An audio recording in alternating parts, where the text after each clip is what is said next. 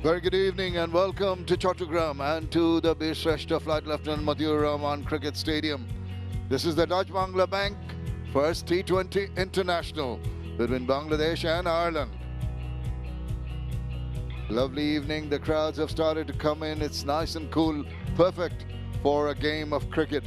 I'm sure they'll be adding to the numbers. The trophy was unveiled a couple of days back with Paul Stirling and Liton Kumar Das. Just hoping, now they've got both their hands on the trophy, they'll be hoping it's just the one of the two captains who hangs on to it at the end of the series.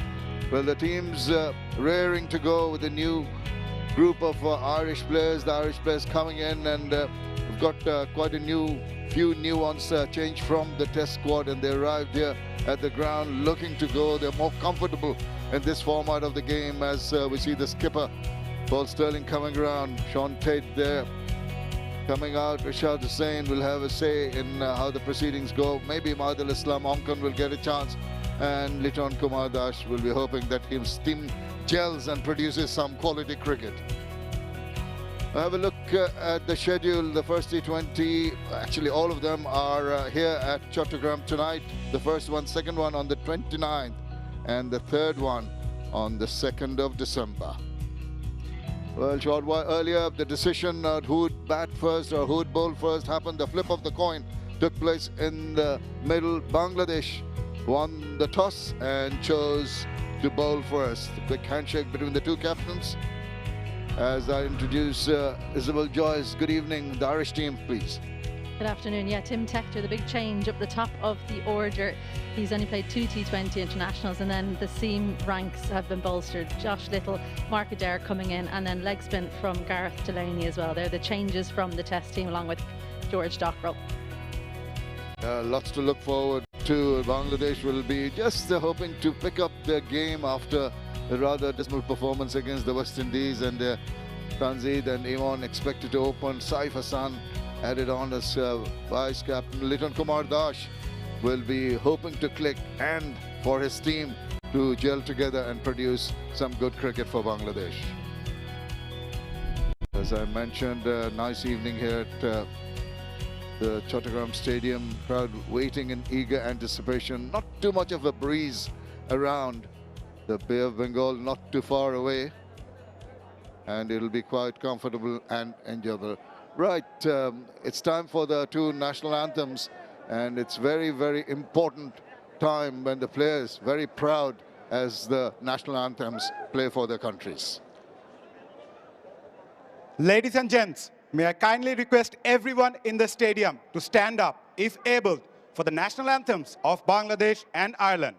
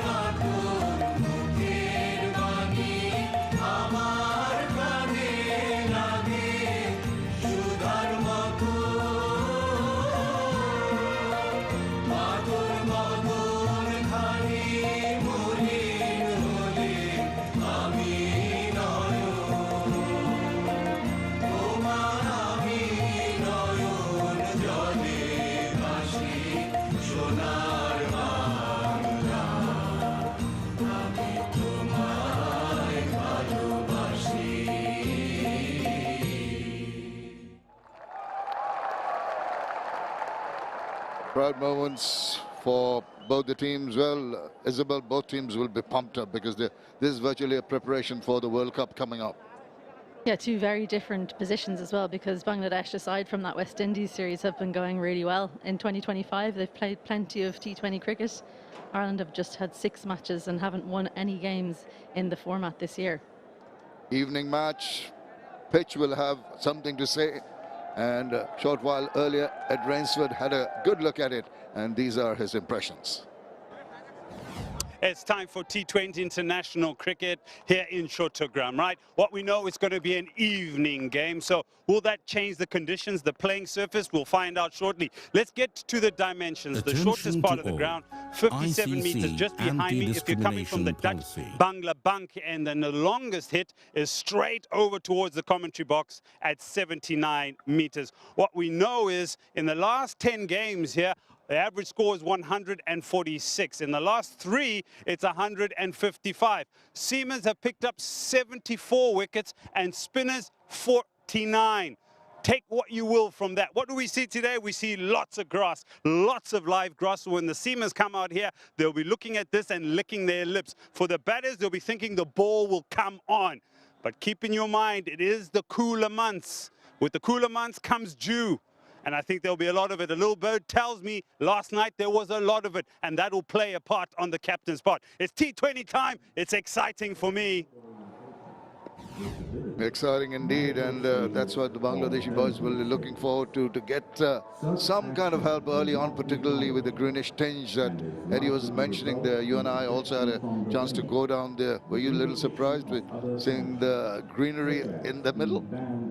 Yeah, a little bit. When you have a closer look, there isn't that much grass on, so I don't think there'll be that much to do with the surface in terms of lateral movement. What will come into play more so is the dew factor, and that's what Ireland were mostly surprised by. Had a chat with a couple of the players, and they were training here last night, and they said it's the wettest outfield that they've ever trained or played on. So that's really something coming from Ireland. I think they meant in terms of dew as opposed to the stuff that comes from overhead. But yeah, they'll have to get to grips with that quickly because obviously they're bowling second. But I'm really excited to see what they do with bat in hand, because Ross Adair, who was expected to open the batting, not here. Everyone was wondering, would they shuffle the batting order around? Would they slot someone in the middle? But no, Tim Tector gets a shot at the top. So he's been devoid of chances, despite the fact that he's been top run scorer domestically for the past 3 years. This year breaking his own record by more than 150 runs. So he's in incredible form in domestic cricket, but he's had to force his way in, and actually he's been helped out by some injuries. And the difference is Paul Stirling, of course, he's got all the experience in the world. Two experienced umpires coming out as we see Paul Stirling going in much better and more comfortable, I feel, in this format of the game. Paul Stirling also playing in the 2 test matches against Bangladesh, not really getting the runs he'd love to get. Got starts, really could not compound them and make them into big numbers. Bangladesh raring to go, and you're mentioning the fact that dew is going to play a big factor, and that's in the second inning when it's going to be difficult for the Irish bowlers to grip if there's a bit of dew, so the spinners will have a lot of work and the ball will skid on to the batters, maybe making it easier for stroke making. Well, look, they've got plenty of training in Ireland with dealing with having a wet ball, so hopefully they've got the rags. They might not have brought them from home, they might not have been expecting the conditions, but they'll bring some from the hotel, no doubt, and that'll help them out. Well, when the rain comes down in Ireland, you can always cover the ground. When the dew comes down, there's no chance of covering it, because it's going to happen right the way through this game. An evening start, end of November. This is setting out to be quite a humdinger of a match. I think first few overs will dictate which way this match is going to go, and he's not going to shy away and really bludgeon the ball about. Paul Stirling has got 3,710 runs, 124 50s. So Ireland will be hoping that the skipper can get them off to a flyer here. And couldn't be more different. Tim Tector, just a couple of games in T20 internationals. That's his top level career. He tends to score big runs. He's scored a couple of centuries domestically in T20s, and as I said, 501 runs. in T20s, in 507 in fact, correction. So he's in good form. He's very good against seam and spin. That's the difference when you come up at his age. He's only 22 years old. He'd be used to opening against spin, but he'll have to deal with some left arm seam if he does get on strike early on. Here's a man who can move things about early on in his innings. 60 wickets in his 58th match. 3 for 17 his best. Here we go. And you'd like that ball coming onto the bat. First up, you want to feel that. And also as a bowler, you think you've done well to get it pretty much in line.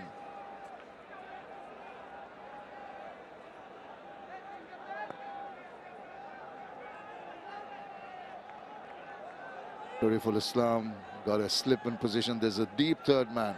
Backward point, cover, and a mid-off. On the onside, he's got a mid-on, a mid-wicket. Deep backward square and a fine leg. Yorker length, and they're saying that they've taken the catch.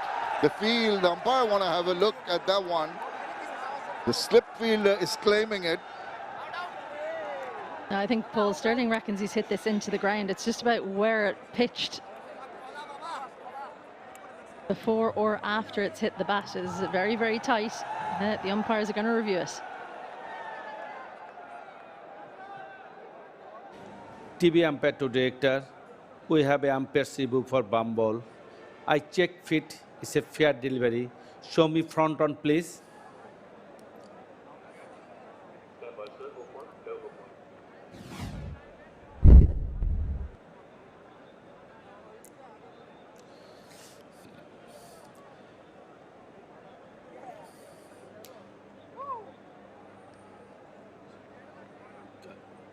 Just move forward. Can I have you have any other angle? Yeah. Satisfied. Ball hit the bat, then hit the ground. I am ready to make my decision from big screen.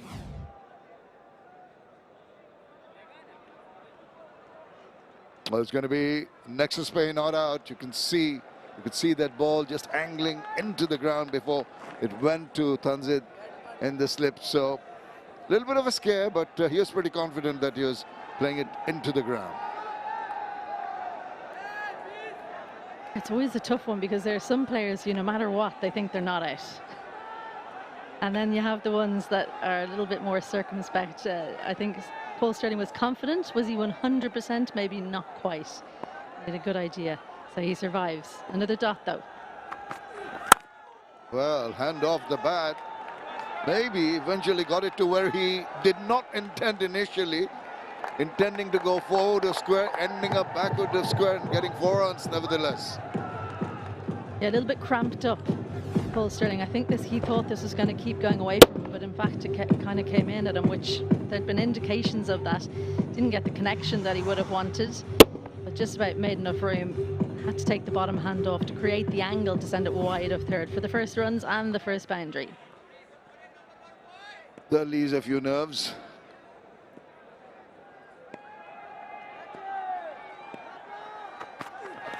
Oh, now that is a super delivery, just the natural angle, taking it across the face of the bat. Tempted to go for a drive there, Paul Stirling. Yeah, quite full, but a little bit quicker. I think that was the key. As Paul Stirling had his eyes lit up. He thought this is going for 4 for sure, but look how late he is on that shot. One of the quickest deliveries so far. He's going up the gears. Easing into that rhythm that he bowls, 𝗃𝗧𝗏. As you mentioned, 137 clicks, the last one.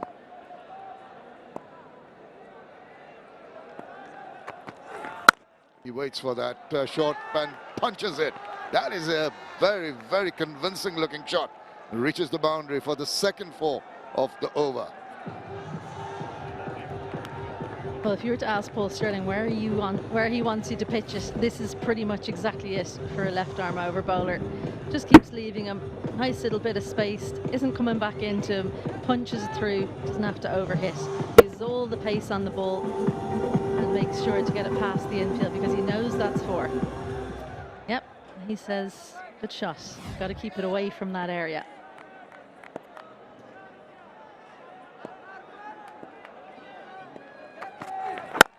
And just tries to straighten it. Does manage to cramp him for space a little bit. First over done. 8 without loss.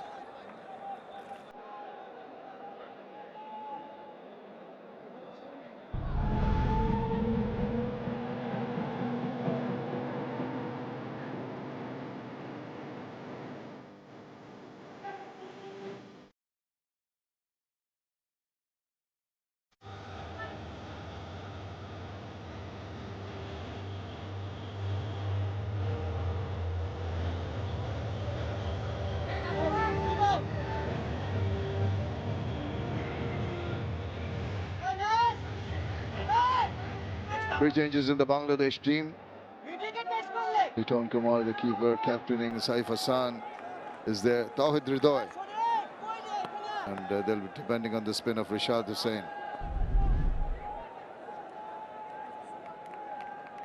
Here's Nasum Ahmed. Oh, he loves to bowl with a new ball. Fancies his chances, angles the ball in. 49 wickets so far in his kitty. Just the line not good enough, allowing the batter just allow the ball to come on and help himself to a single there. A job one done for Tim Tector off the mark. I'm sure that the heartbeat would have been going because he's had to watch the whole first over. He's had to watch as well when it's gone up to the TV umpire. The first ball to left arm spinner. A nice gentle introduction to international cricket in Bangladesh. And the best way to be, and he knows at the other end he's got the wealth of experience of Paul Stirling, who's going to guide him through these difficult periods early in his career. Only into his 3rd T20 international, but it's Stirling on strike now. Oh, he had to check that, expose his intentions a little too early. Nasum saw him coming, dropped it short. Brilliant bowling. Look how late he's had to change because Paul Stirling shows him his cards. Lucky for Paul Stirling, not too much turn on offer. But had to bail on the shot, pretty sharpish. Nice and wide of the crease this time, into the pad. Remember, in T20 cricket, it's so different from what we've been watching. Just change it up. Sometimes it's about guessing. What's the batter likely to do? Batting with an open stance, Paul Stirling. He likes to slog sweep the spinners more so than sweep. The square leg is out and long off. So watch out, he might be targeting this mid-wicket area. He's moving away, he's targeting somewhere else. It's not from the middle of the bat, but it's going to go racing away to the boundary. Just that length allowed him to just rock back and whack it over backward point. He'll be enjoying just throwing caution to the wind, Paul Stirling. Look how far away he's backed there. He's almost at square leg.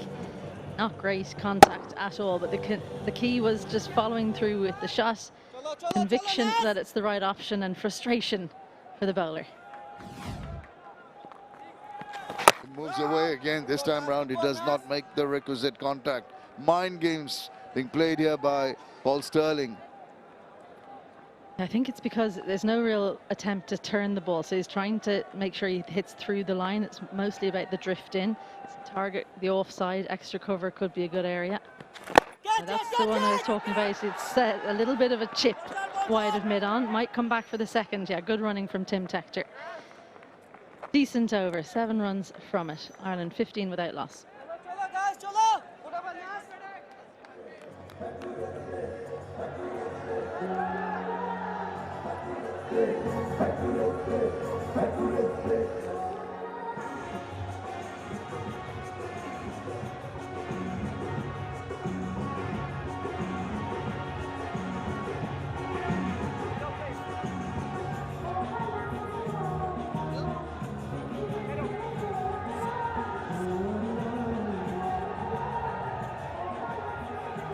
Quite 2 eventful overs to start off this 3-match T20 International Series between Ireland and Bangladesh.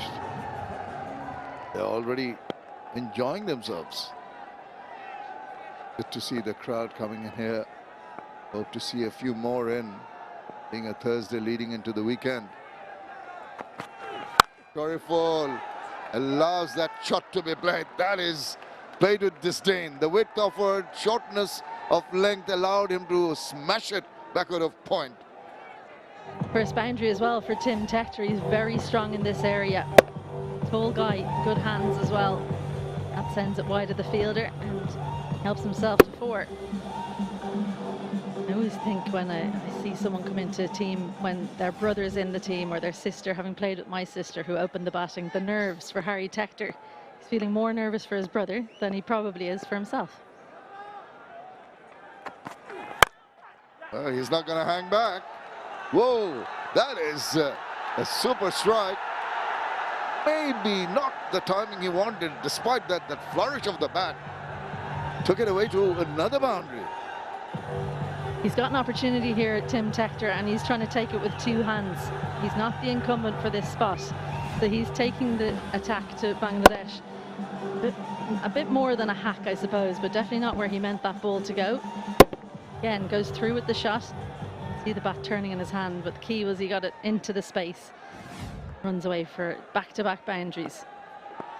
Very positive start here by Ireland, going at 9.86. Shot, he's ready for it. He's forced the bowler to be all over the place, and he's really spanking the ball around. 3 fours back to back, under pressure, Shoriful. Well, having watched this young man bat a lot, this is right in his area. Look how he just presses forward. Bottom hand comes through nice and strongly. The only thing he could have maybe done better is go up, maybe send it for 6. Huge space out there for him, just not bowling to his field here, Shoriful. Maybe the captain needs to run down and have a chat. Oh, no, he's happy enough. There we go. They're going to change the field a little bit here. Third going wider. Square still operating backward. When you get under the skin of a bowler, particularly a pace bowler, do a lot of ordinary things. This is better lengthwise and line-wise. That's why he just couldn't go through. But you can see the intention. I'm very, very impressed with the approach of this young man. Well, look, he's very good down the ground, but I think it was actually the length that was key there from Shoriful. Managed to get full enough. It wasn't York length, but full enough that Tim Tector couldn't get underneath it. Always looking to go aerial, because he nearly always opens in T20 cricket, so he's thinking, let's get over the infield whenever we possibly can. Again, he pitches it up again, just opening the face enough to take it away from the fielders in the deep and collect a couple of runs. Excellent boundaries, 3 of them back to back. Yeah, this one was just a little bit too wide. Then this one, a little bit unlucky for the bowler, and then Tim Tector guessed right. He knew what was coming. So change in plan for the bowler. He's gone fuller. Just not quite straight enough in that previous, so Tim Tector able to squeeze it out for a couple, but definitely a better length and line for the field that he has set. Huge pressure on Shoriful Islam to finish well. 14 runs already in this over.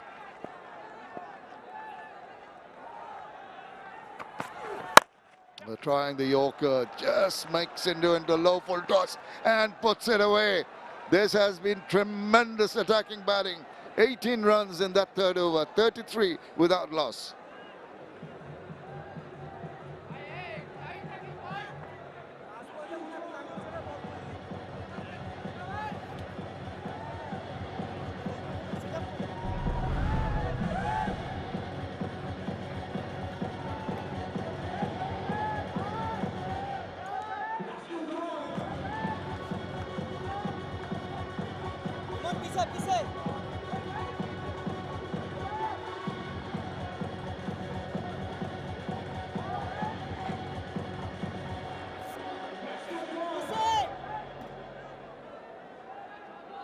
Well, we're talking about Tim Tector having butterflies in his stomach, playing against Bangladesh in Bangladesh for the first time, 3rd time ever. T20 is not showing it.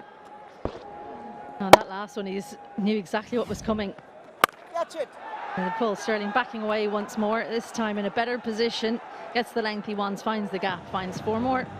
Oh, this is a real delight for the Irish, really enjoying themselves from both ends. Manner, he goes back, amount of room he makes for himself, to just free his arms, and he's on top of that. Really chose his spot, and there's no chance of anyone holding that in.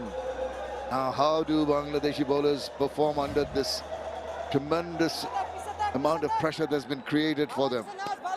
I just think it's the wrong field. Backwards square for Paul Stirling. They need to move him across. But fine, so it should just be a couple. Yeah, just talking about Tim Tector, it's his third T20, but he didn't bat in his T20 debut. And then he batted 5, made 7 against West Indies earlier in the summer. So he's just been starved of opportunity, really. And when you are starved of opportunity, when you do get the chance, you've got to make the most of it. And he's certainly been looking to do that. We talk about grabbing the opportunities both hands. He has definitely done that in this inning, showing no nerves. And it's Sterling at the other end, 20 of 14. He's got 19 of 7. Funny old game. Oh, now wild swipe across. Not needed at this point in time when you're just getting the runs quite freely. That's why they've left that area open, because Paul Stirling likes to play the shot. He's probably not as strong there as he would like to be. Better doing that, and they will come through for a single. For Tim Tector, you talk about his strike rate compared to Paul Stirling, but Bangladesh will know Paul Stirling's game inside and out. He's played here so much. Played BPL for 3 different teams, remember. Tim Tector, relatively unknown, so it's just bowl your best ball and then see what he's going to do. They'll learn as they go through the series, but he's got to take full toll while he has that element of surprise.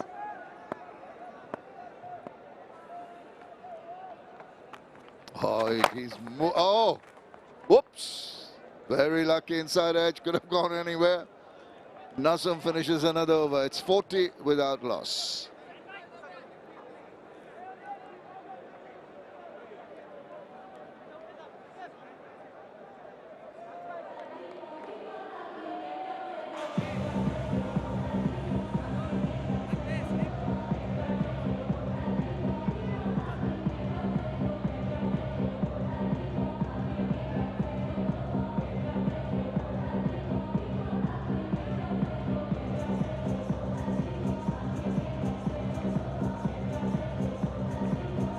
Stupendous start here by Ireland, going at 10 and over in the first 4, giving the headaches for the Bangladeshi bowlers from both ends, and worries and concerns for the coach and the bowling coach. Going to be Tanzim Hassan Chaki, 44 wickets. He's best of 4 for 7. He's a skitty bowler, maybe not the paciest, but maybe on this track he'll come in handy. He does come in handy. Don't want to take a chance in that kind of delivery. Paul Stirling facing up afterwards. This wasn't the shot. As you said, just skids through a little bit. That kind of bounce or lack of bounce, very difficult to score that shot that Paul Stirling has played. Probably better to try and hold his shape and punch it over the offside. Field is still quite a square third, or maybe a backward point, whichever you're having yourself, and a backward square. There he goes. It's swirling in there. There's a fielder coming around, and he's going to get that. Yes. Well done, that's Saif Hassan. And Paul Stirling, a little bit over, anxious to get a move on, as I feel thrown away his wicket.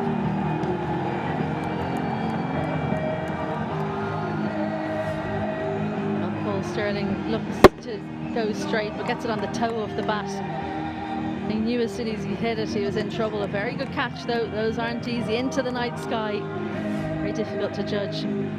Paul Stirling, the opening stand of 40 broken. He goes for 21 from 18. Ireland 40 for 1.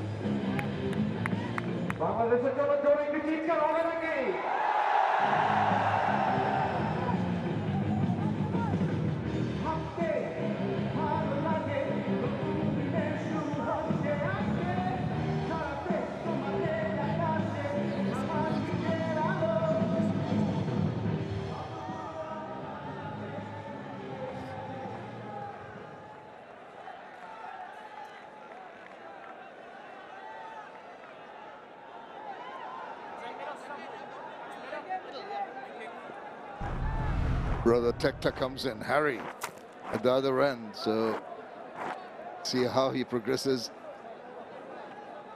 Harry Tector, older of the two, with more experience. But Bangladesh gets heave a sigh of relief because the dangerous Paul Stirling is back in the hut.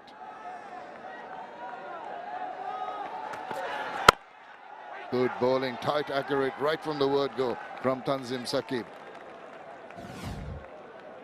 Let's have a look here now.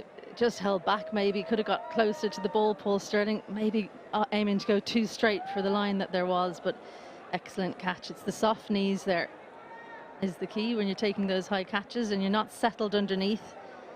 Soft knees means you can go to ground and you can hang on.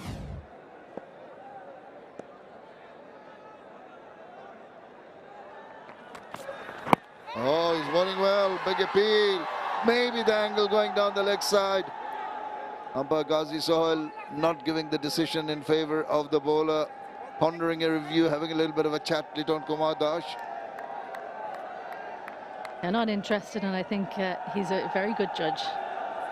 Kumar Dash, very good from behind the stumps during the Test series, and I reckon this is the right decision here as well. But it's 4 dots in a row. Gold dust for Ireland. That's probably hit him in front of leg stump and would have kept going. Yeah, good decision straight away from Ghazi Sohail. And he says, yeah, that was angling down leg. I'm not going to take that review. Stands his ground and slaps it away. Just a tad short and immediately into his strike. That's 4 runs against the run of play. The first time he's left his line just a little bit too wide. Step hit for Harry Tector. And what a way to get off the mark. Beautiful wicket as well, because look how that's come onto the bat. Cool man. Let himself down a little bit there, has Tanzim, after an impeccable line up till then. So he'll be disappointed with himself. Once again allows the batter, maybe the thick outside part of the batter, single results, but it's been a good over. 5 runs and the wicket. 45 for 1.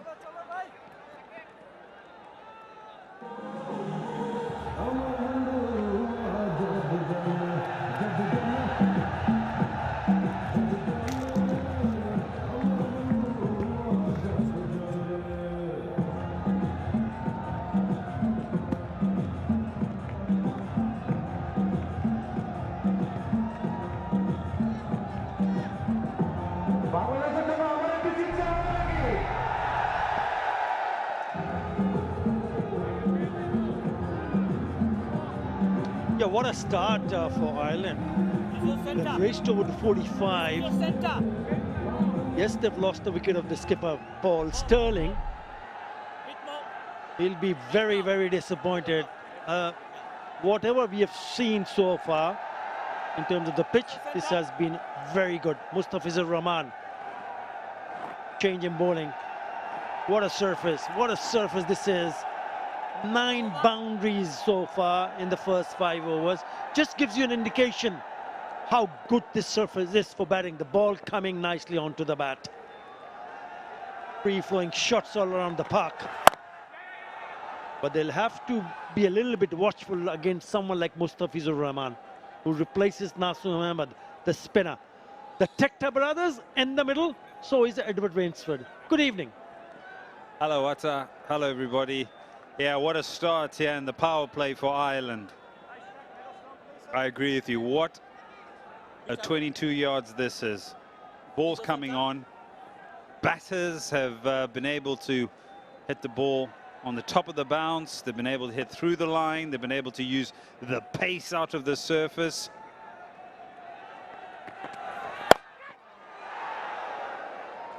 And so for me, the first question was always going to be the change of pace by the bowlers. What would they do once the batters go after them? As we have another look at it, even covering of grass throughout. So that means just the ball will come on. And that last delivery by Mustafiz, change up down to 110 kilometers from 131.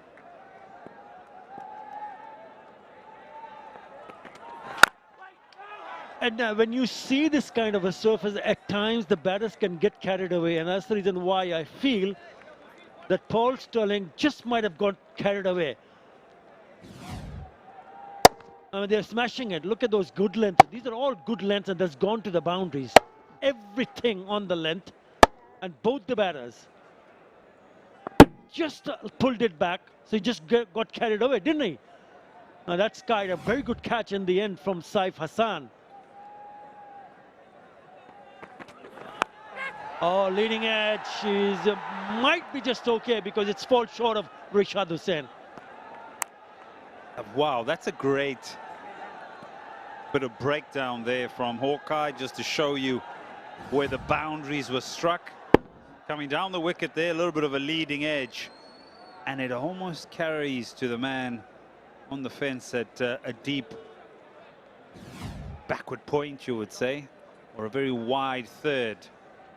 Yeah, but that visual that you just spoke about just shows you the subtle adjustment you need to make as a bowler. And you're up against a class act. Remember, this is Fizz you're up against. He hardly gives you anything loose.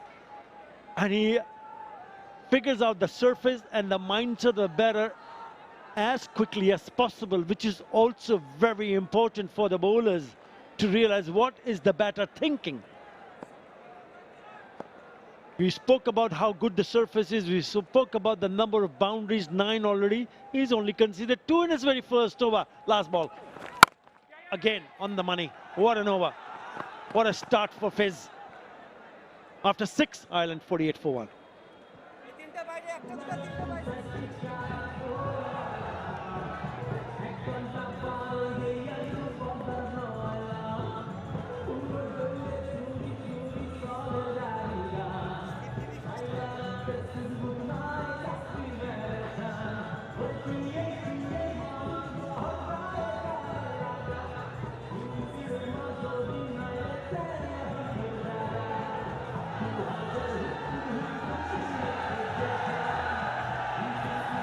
Yeah, quietly in the dressing room, Ireland will be also discussing, that's a power play done and dusted, that the last 3 matches that Bangladesh played in that series against West Indies, the T20 International Series, were all played here.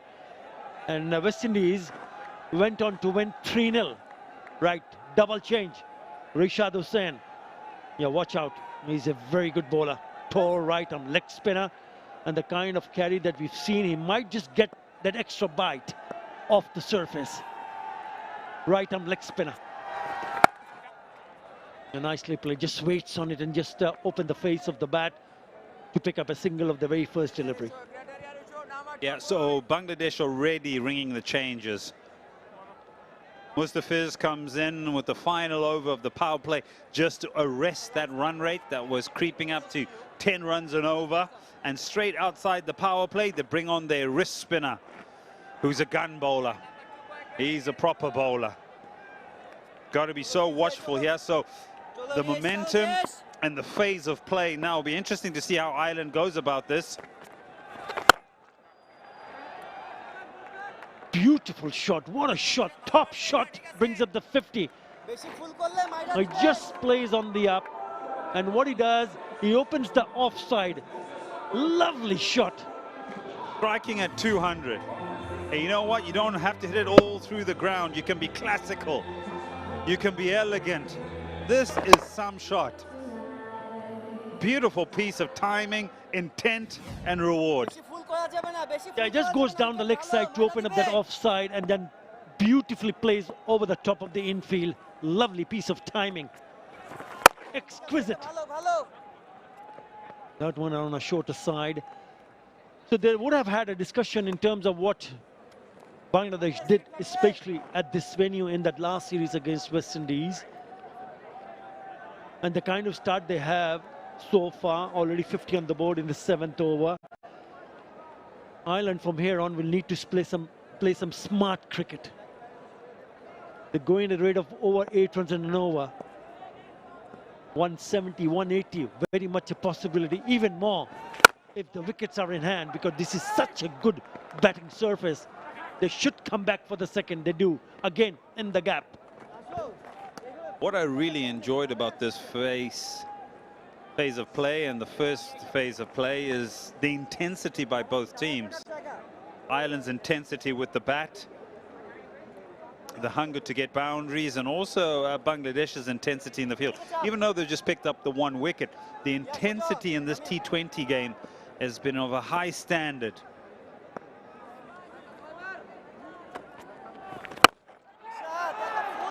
Lovely. That's gone for a very good hit from the bat of Harry Tector for a 6. First 6 of the match. What a shot. 14 off the over. The leg spinner has not been allowed to settle. Long levers. Power gets nice and close to it, and some distance, 81 meters.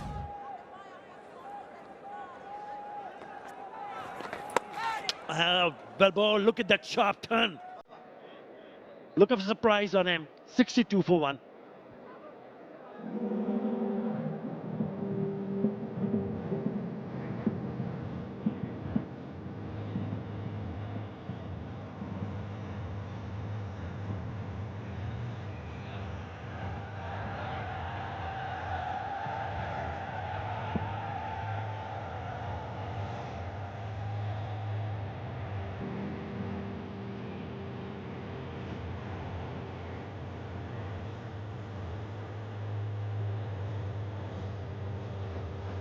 So he's rotating his bowlers.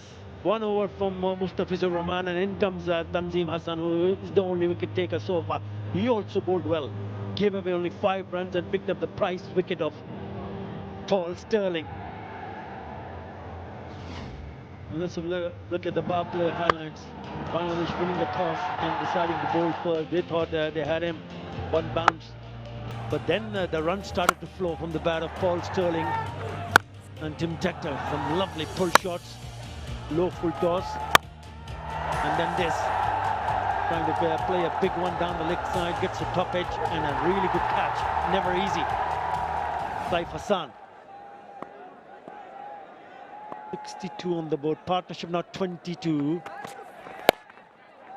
Ireland also slow delivery on that occasion. Ireland also has not been able to produce results in their favor this year. They've played 60-20 internationals. Out of the 6, they've lost 4.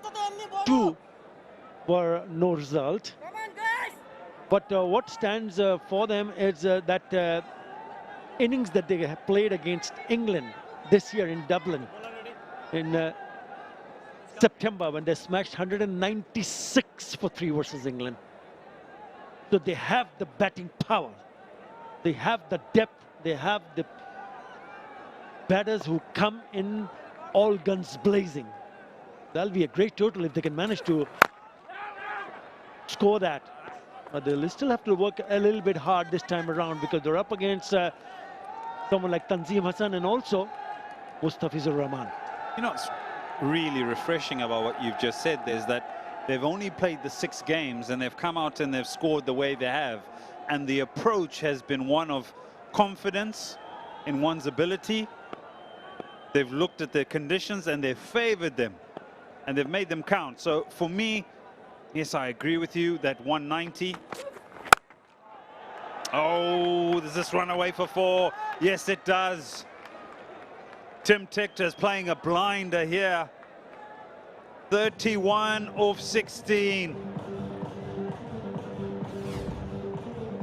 And so for a team that doesn't play or hasn't played a lot of T20 international cricket this year, I'm really pleased to see their approach. It's been so positive, so confident. This young man here, I think we're going to see a lot of him, striking at 194. Well, he has to play a little bit deeper. Again, short ball. Should be only a single. Now they have picked up 50 runs, exactly 50 runs in boundaries, 11 fours and 1 6. That's more than 73% of the runs they've scored so far in boundaries. With the kind of start that Tim Tector has, You can say double T, just to separate them. 32 of 17. 6 boundaries from his bat. His brother Harry Tector, who's on strike now, he's got a 4 and a 6.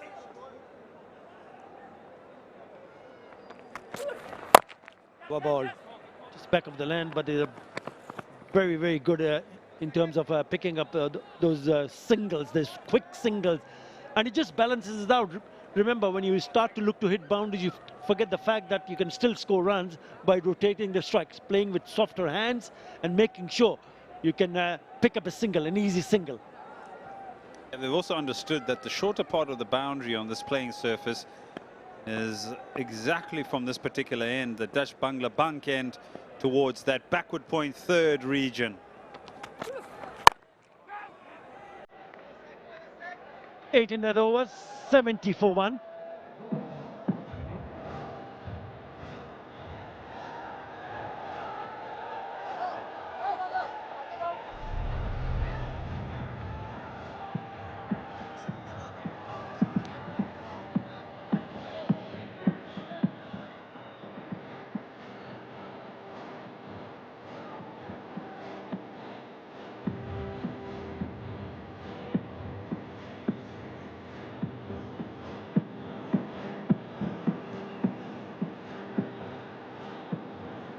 The bigger over, the third over went for 18. That was shorturl.at, but the last 2 overs have been profitable for Ireland.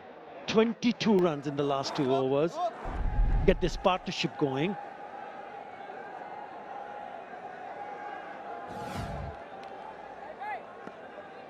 This is the last one, the white one that turns so very much. 9.9 degrees of turn. Would you believe it? Again, straight to the fielder, again picking up an easy single. Good running, putting the pressure on the fielder. 𝗿𝗿 this time around on the edge of the circle.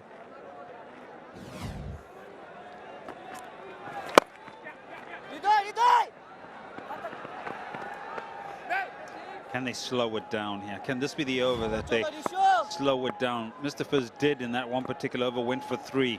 This young man went for 14 in his over. Plays a big shot again. Oh, yes. That's how to slow down an over. That's how to get the trump card out. 32 off 18. He wanted to keep going, but finds the fielder. 𝗚𝗏 Hassan says thank you very much. We saw a 6 in his previous over, which came from the brother Harry Tector. Tim Tector thought he was in business. And he will also be hugely disappointed with the kind of start he gave to his team. 32 of just 19, walks back to the pavilion, 71 for 2.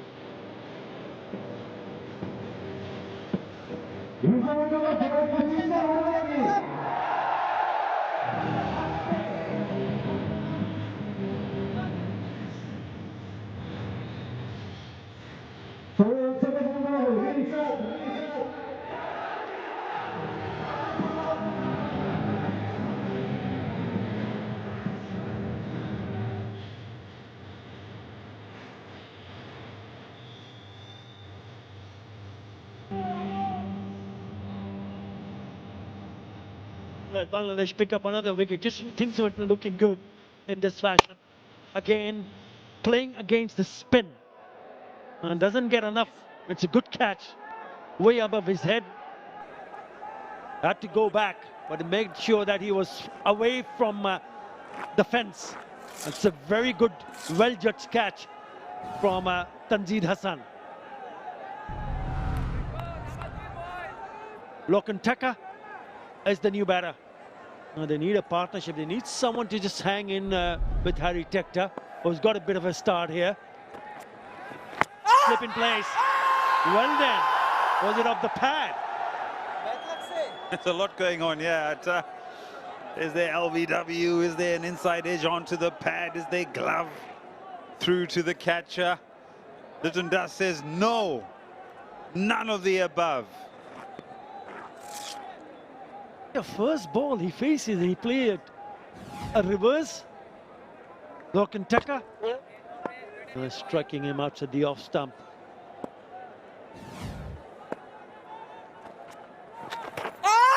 You're down the leg side.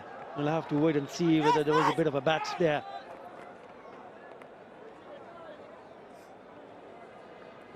On-field umpire Ghazi Sohail signals leg by. With him is Murshid Ali Khan.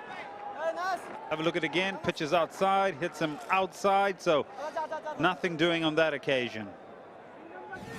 It's great when your keeper is also your captain, because he has such a close relationship with what's going on. When you want to go up for reviews or use reviews, generally he's the one that is so close to the action. Can help with concise decision making. This is a great over. A wicket in and he's only gone for 2. So there he is, just sucking out a little bit of momentum out of Ireland's fantastic start with the bat. Yeah, 𝗿𝗺𝗽𝗪, who picked up a 50 in the last test match, will retain the strike with that single. Very good over. A wicket and only 3 runs from Rishad Hussain. 73 for 2.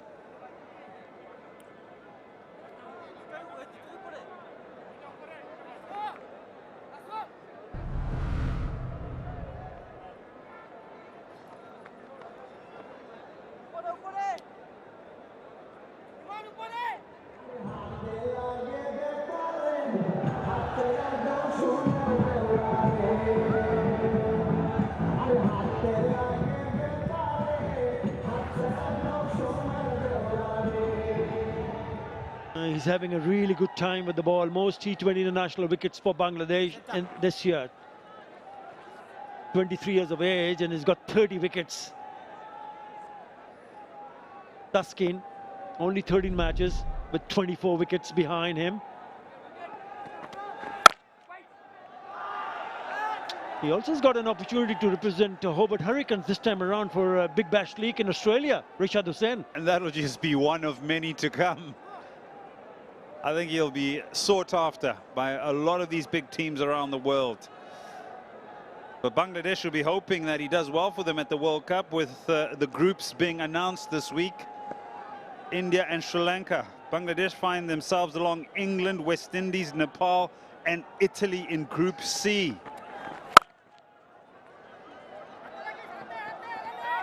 Ireland in Group B with Australia, Sri Lanka, Zimbabwe and Oman. And so there you go, mouth-watering stuff. All the groups strong. Center, right. Group A, India, Pakistan, Namibia, the Netherlands, the USA, Australia, Sri Lanka, Zimbabwe, Oman, Ireland, England, West Indies, Italy, Nepal, Bangladesh, South Africa, New Zealand, Afghanistan, Canada and the UAE. ICC Men's T20 World Cup 2026 coming to you soon.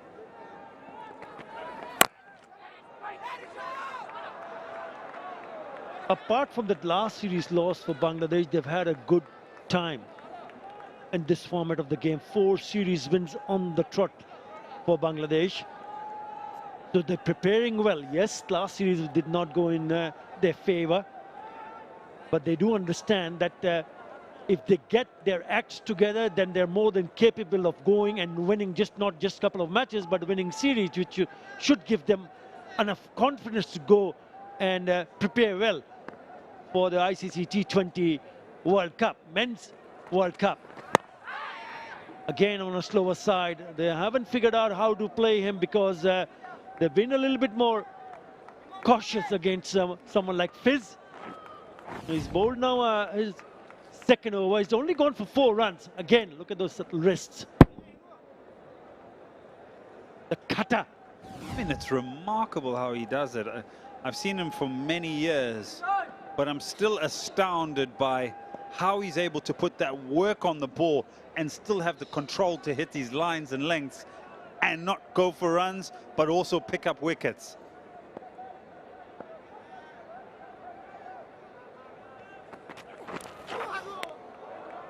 And then he can bowl a little bit quicker. Look of a surprise, but he did manage. What did he just, uppercut it just couldn't get the bat underneath the ball. Yeah, there's another change up. Can hit the pitch and get it through. I think things have just tapered out a little bit here for Ireland. 13 runs in the last 3 overs. At one stage, there were 8-9 runs plus to the over. And the gap, they should come back for the second, they do. So another very good over from Mustafizur Rahman comes to an end. He concedes only 4 runs in that over. After 10, Ireland 77 for 2.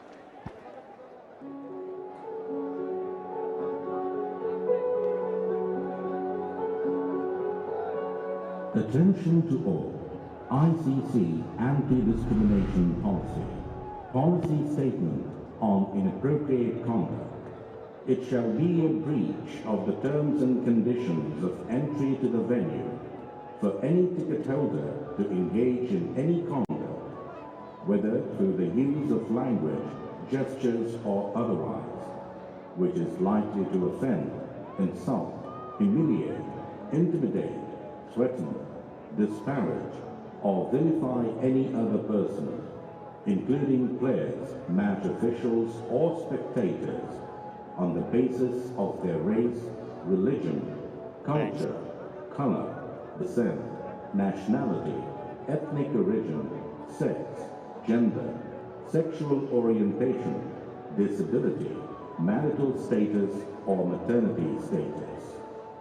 Such action will not be tolerated and is likely to result in ejection from the venue, the imposition of other sanctions, such as being banned from the venue in the future, and possible further action, including criminal prosecution. স্টেডিয়ামে উপস্থিত সবার মনোযোগ আকর্ষণ করছি।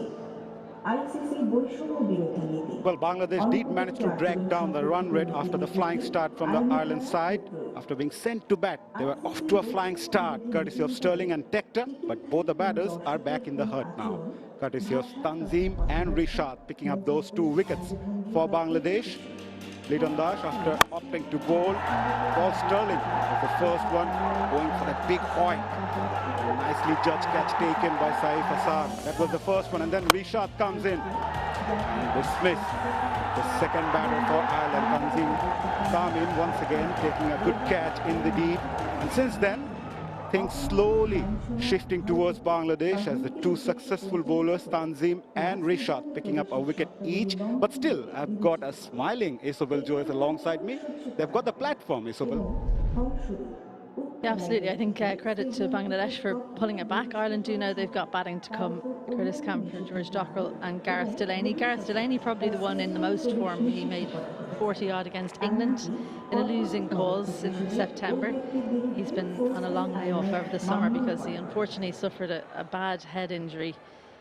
But great to see him back in the Irish colours, and we'll see him bowling leg spin as well. But right now it's kind of the engine room for Ireland out in the middle. Harry Tector, Lorcan Tucker.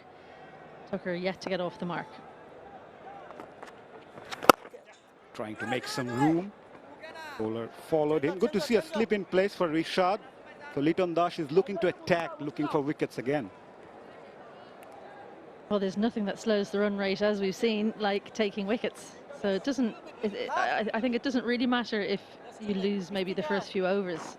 Teams are going to take you on if you've got a game plan to come back and take wickets, and that's clearly been what's happened for Bangladesh so far. 𝗵𝗺𝗀 bringing the changes, moving his bowlers around, even switching ends as well.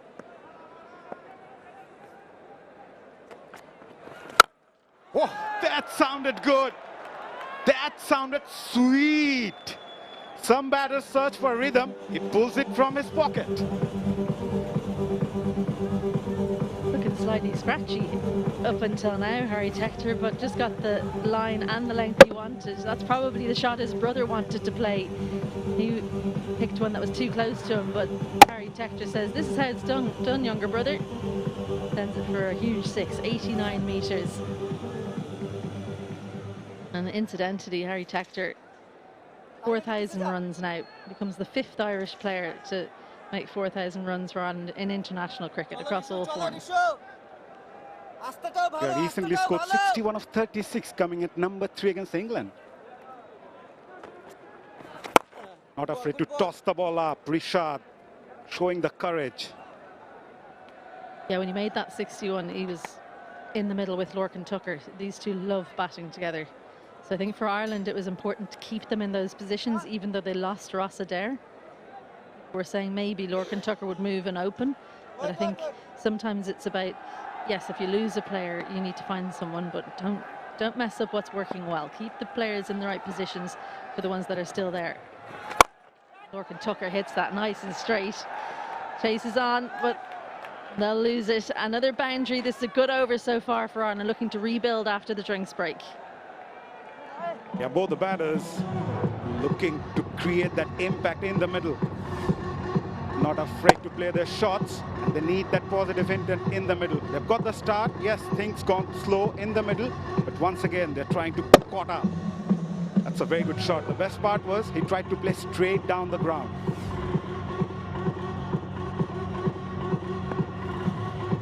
Yeah, 𝗁𝗏's father, Barry Tucker, was also a cricketer who's currently serving as the chair of Pembroke Cricket Club in Dublin.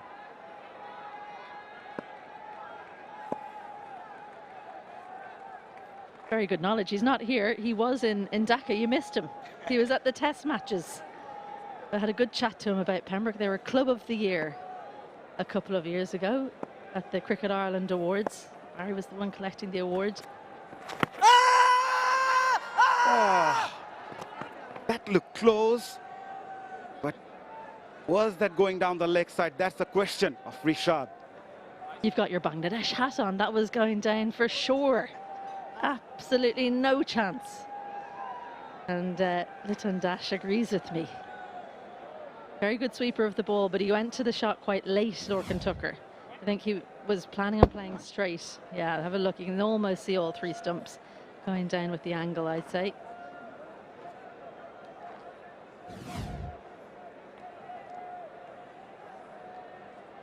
Nevertheless, a big over so far for Ireland. Wait is the call, straight to the fielder. A rare dot ball to finish the over. After 11, Ireland 90 for 2.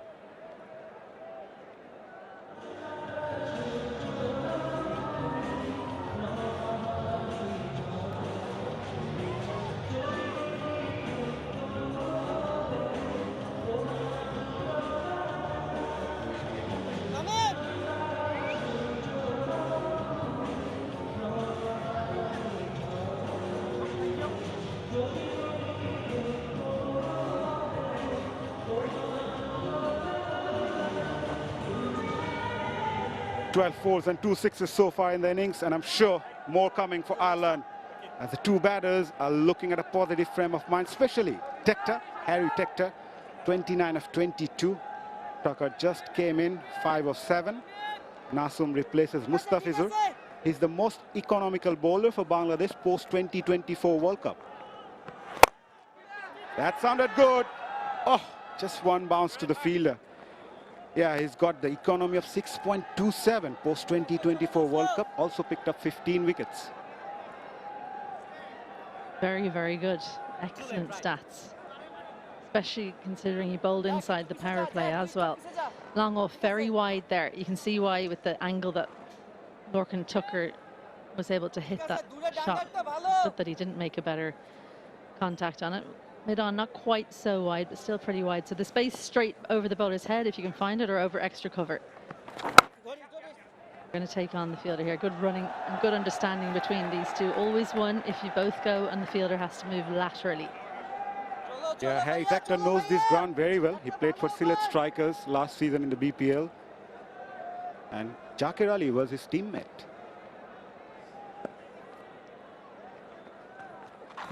Gives it a charge. Gone all the way. Fielder at long on. Got a bit of hand. But still, Tucker earns a maximum. This is an excellent shot. 𝗁𝗏 moves leg side, but he's able to go with the swing. Look how low on the bat it is. It's really hit the toe and he's saying, get up, because he knows he hasn't hit it in the meat of the bat, but he went right through with the shot, just about enough. And Nasum, I'm sure, is saying, decent shot that, considering almost outfoxed him, not quite. That's a good comeback from Nasum after being hit by a 6. 𝗂𝗏𝗂𝗪𝗀 has 10 50s in T20Is, which happens to be third most by Irish batters after Paul Stirling and Andy Balbirnie.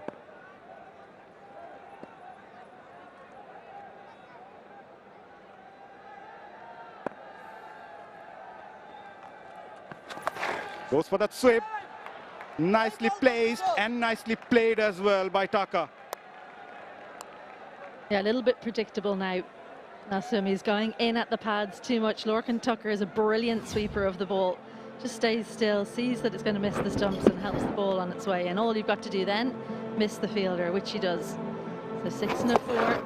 Ireland as well, making sure not to face too many dots. So when they can't get a 4 or a 6, they'll get a single, and that 4 brought about the 100.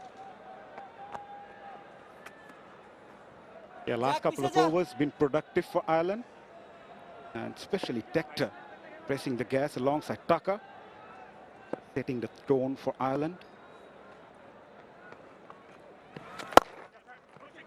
2 is the call, running the first one hard, looking for the second. They're going for it. This is brilliant running, outstanding.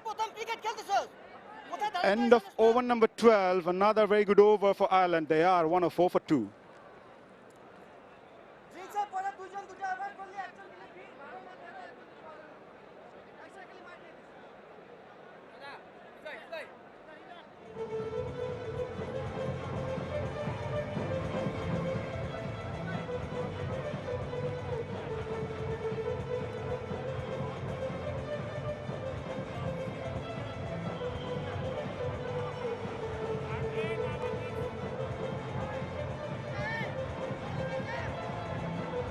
Well, series like these are where identity is shaped. World Cups are where identity is tested. Ireland's test is coming soon in the T20 World Cup. They'll be up against Sri Lanka, Australia, Oman and Zimbabwe. 2026 World Cup. It's a tough group. Very tough group. 4 full members, and Ed Rainsford and I, after we part ways at the end of this series, we're no longer friends until after that Zimbabwe game and Ireland win.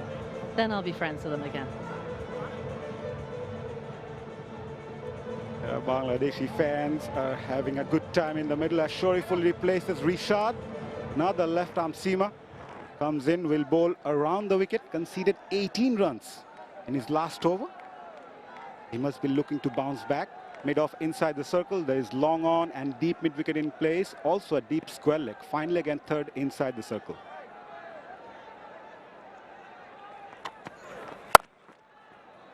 Plate protection in the deep. Bit slower on that occasion, so into the pitch. Ireland used his pace brilliantly in the power play. Now the field spread, said egg side protected. Ireland really, if they want to find a gap, it's over extra cover mid-off, but he won't give them the length, you'd imagine, to try and hit that area. Lorcan Tucker very good at ramping. Might be a little bit too soon in the innings for him to go to that, but he can ramp very adeptly. So if he's looking for a boundary, that could be the area. Swing and a miss. This is a phase where Bangladesh does normally well, picking up wickets between 7 to 16 overs. Their average runs conceded in the middle overs is 79.59. A run rate of 8.11, and more importantly, they pick up 3 or more wickets in this period. You know, I often say it's the time in a game when a batting team can lose it. It's not so much about the first 6. So versus seam, Ireland much preferring it to the slower deliveries. And the spinners looking to go over, finds the fielder. Field brilliantly set. Excellent comeback from Shoriful Islam.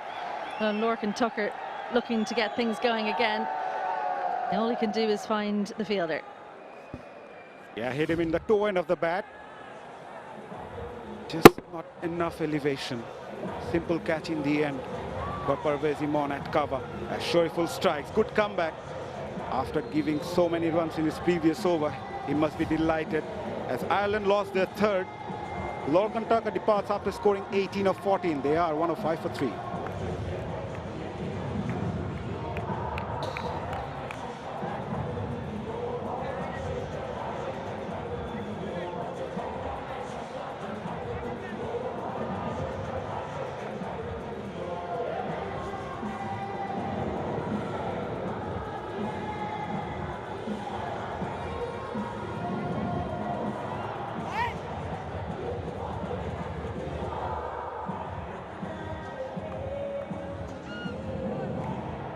Ireland lost their third as Curtis Campher walks in the middle at number 5, and he's here because of a soft dismissal in the end, must say.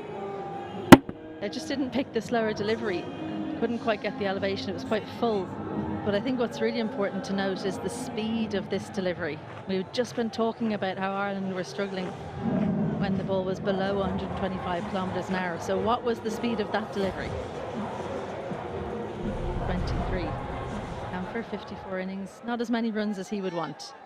Decent strike rate in 350s, but he'll want to be piling on.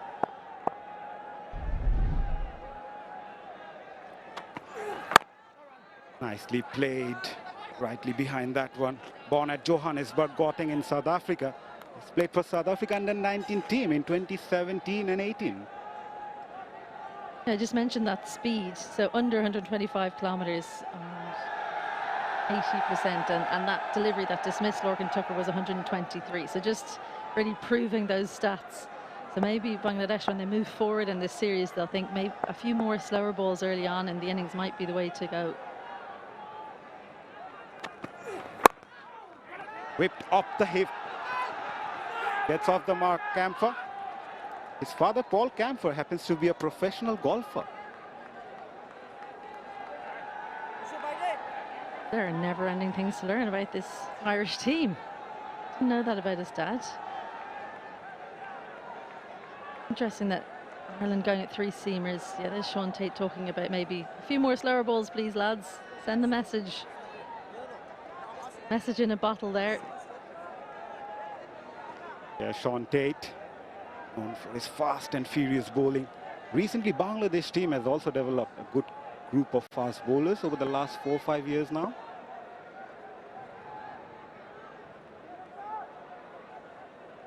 Just finishing on Campher is BCom in business management at University of Pretoria.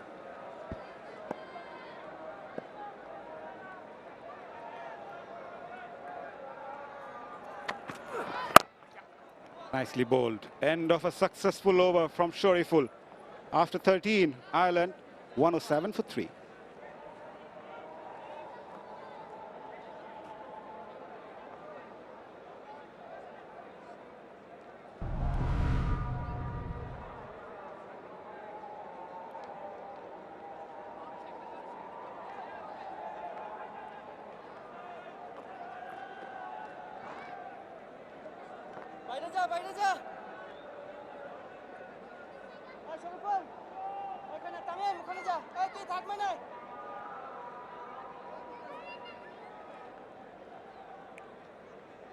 leg.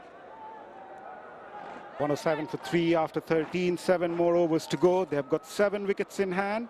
They have got someone like Harry Tector in the middle, 32 of 25. Campher just joined him. And in the next 7 overs, what should be a good total on the board?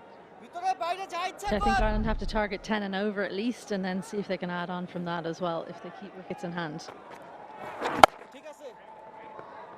Again, running the first one hard, pushing the fielder. Eventually settles for 1. Rishad Hossain can talk to Sean Tate about Hobart Hurricanes. Of course, Sean Tate played some franchise cricket there. That was when I met him. It was the year I was in the Hobart Hurricanes. So it's a very small world, this cricket world we're in. It's about 1 or 2 degrees of separation, I'd imagine. Rishad should come and ask to you as well. That's good. Not afraid to toss the ball up. Recently worked on his run-up. Previously, he used to run straight, but nowadays he runs sideways. Also developed that googly.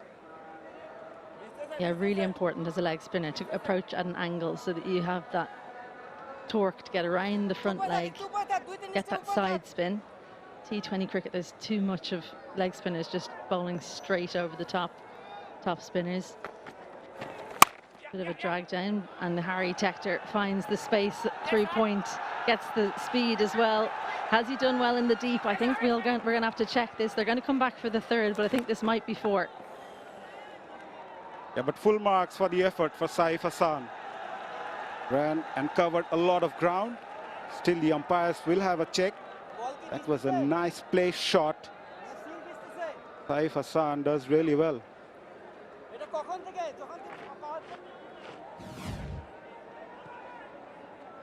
Actually got a little bit close, didn't he, there, but did very well to let go of the ball. It's just about whether it's touching the leg as he touches the 𝗃𝗶𝗱𝗲. Nope. Brilliant. I take my words back. I'll eat my hat. Your island hat is coming.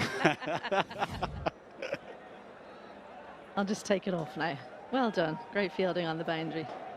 Good shot, though, by Harry Tector, giving himself room and just about beating the point fielder.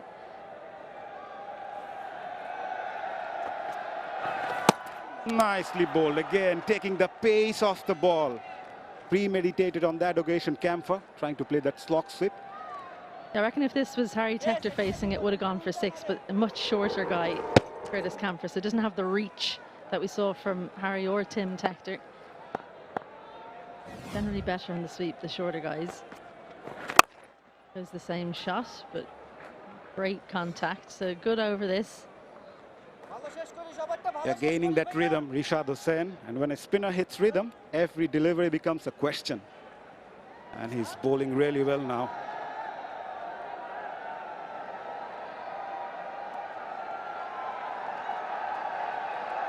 Good to see crowds coming in.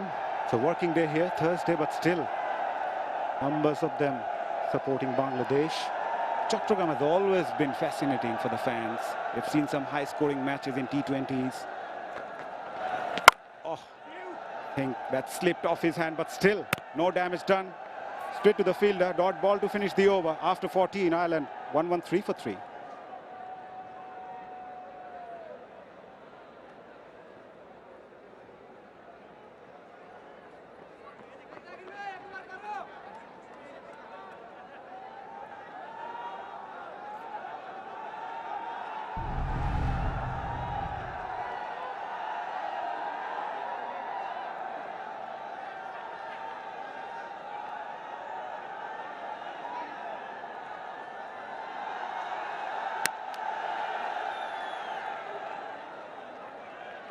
Paul Stirling right at the top for most runs in T20 international for Ireland. Andy Balbirnie there, Kevin O'Brien, Lorcan Tucker and Harry Tector also in the list. Yeah, 2 players in there no longer playing T20s. Kevin O'Brien retiring a while ago. Curtis Camphor using the feet, finds the gap, mid-off so wide. He very specifically went straight past the bowler, taking the attack to shorturl. Yeah, that was nicely executed as well. We saw the fielder at mid-off was inside the circle. Make sure it goes past the bowler and straight. Nicely timed as well. It's a welcome boundary. Yeah, good thinking as well, because shorturl bowling a lot of slower deliveries. Starts off with one on that occasion. Curtis Camphor guessing right. Cheeky, trying to be cheeky.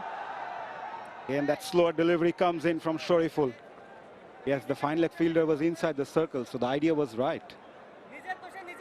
A little bit risky when you've got someone bowling slower deliveries, because of a slower delivery, you often will just hit this straight up in the air to the fielder. So I think he was gambling on a pace-on delivery after the previous, but it's almost a double bluff from shorturl. A lot of T20 cricket is knowing or thinking you know what is coming up from the bowler or the batter, making decisions based on the field as a batter, and then almost playing a gambling game. Not perfectly timed, but still it goes all the way for maximum. That surprised me. It never looked it was going for 6. Third six, but the shortest boundary, that's the key. So you've got to make sure you don't allow Harry Tector to target it. Shorter delivery. Tector, no doubt, he does his homework, he'll know that's the shortest boundary. And even though it's a bit of a top edge, manages to get it all the way. Bottom hand just about coming through with enough power to send it all the way for six. This has been a productive over so far for Ireland. Seen a boundary, we have seen a six, already 3 balls bowled, 10 runs taken. Here comes Shorturl. Slapped that away. 2 is the call initially, but no, they will have to settle for 1. Rishad does well in the deep. He took a brilliant angle. Straight away, he knew that contact wasn't great, so he came herring off the boundary and attacked the angle, knowing there was a fielder in the deep. In cover, backing him up, 𝗪𝗓 𝗂𝗂𝗪 could tidy up if he took the wrong angle. So great fielding in a pair there. Saved a run.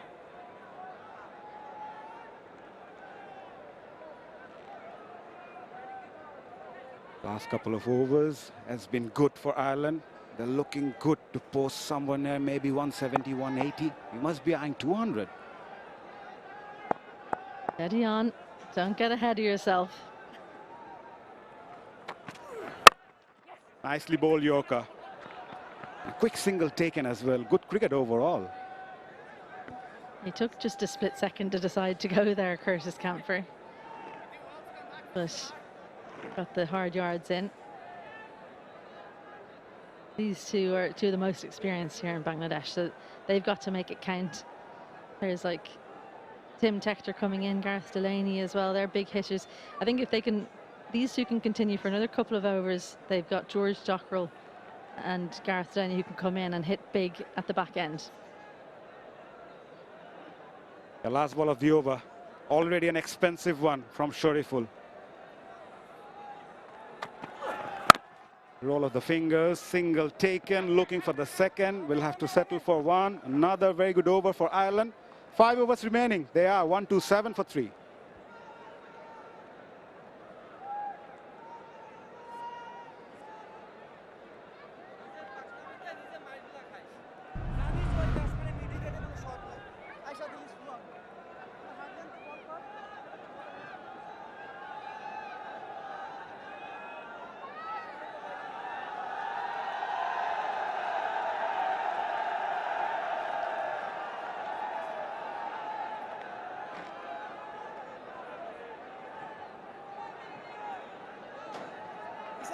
You can see the Manhattan there.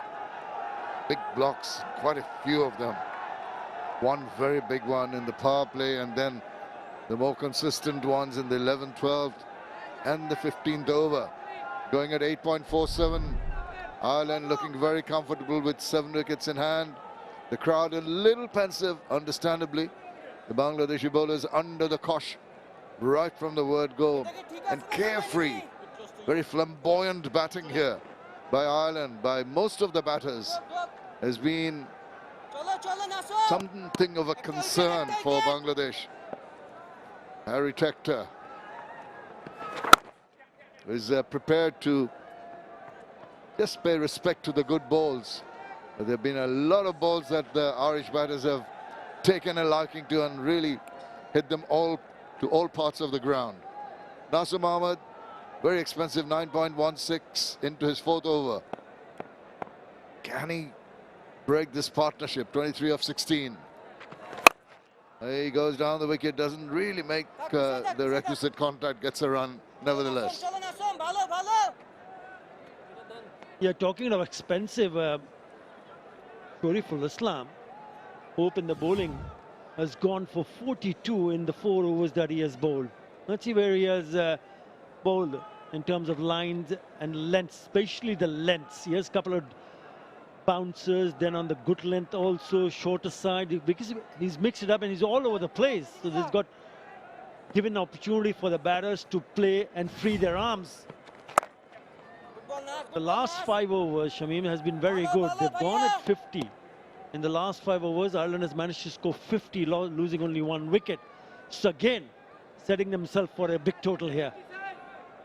Absolutely, and the comfort zone they are in, going so smoothly with the business end inside. You have 2 batters hitting the balls around the ground. He back off with a manner in which they've backed off today has been very noticeable. Paul Stirling did that early in the innings, and now it's 𝗃𝗃, who's on 46 of just 33 balls, about to take strike. 139.39, 1 4 and 3 sixes. Brilliant stuff from Harry 𝗃𝗃. Will he want to go to that milestone with a big one? Not allowed to because of that length. Only forced to play it for a single. Annoyed with himself. Yeah, so far it's been a good over. He's dealing in singles at the moment. 5 singles of the first 5 deliveries that Nasu Ahmed has bowled. And I would be hoping that he finishes off nicely here, as long as he does not concede a boundary.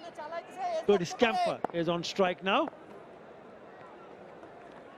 He moves, makes room for himself, swivels round and puts the ball away backward of square for 4 runs. This is well thought out shot. Quickly into position and 4 to end over. 136 for 3.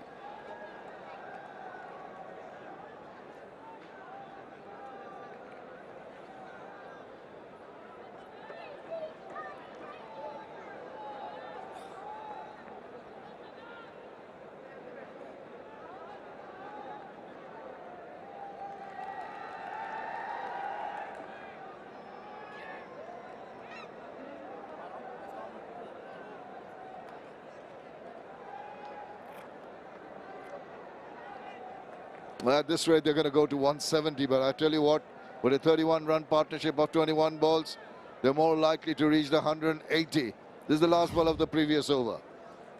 Yeah, got inside the line of the ball and he knew exactly where the fielders were. So all he had to do is that put one in the air into the gap and find himself a boundary to finish off the over. 𝗃𝗃 marshalling his troops, just asking the long off to come a little straighter.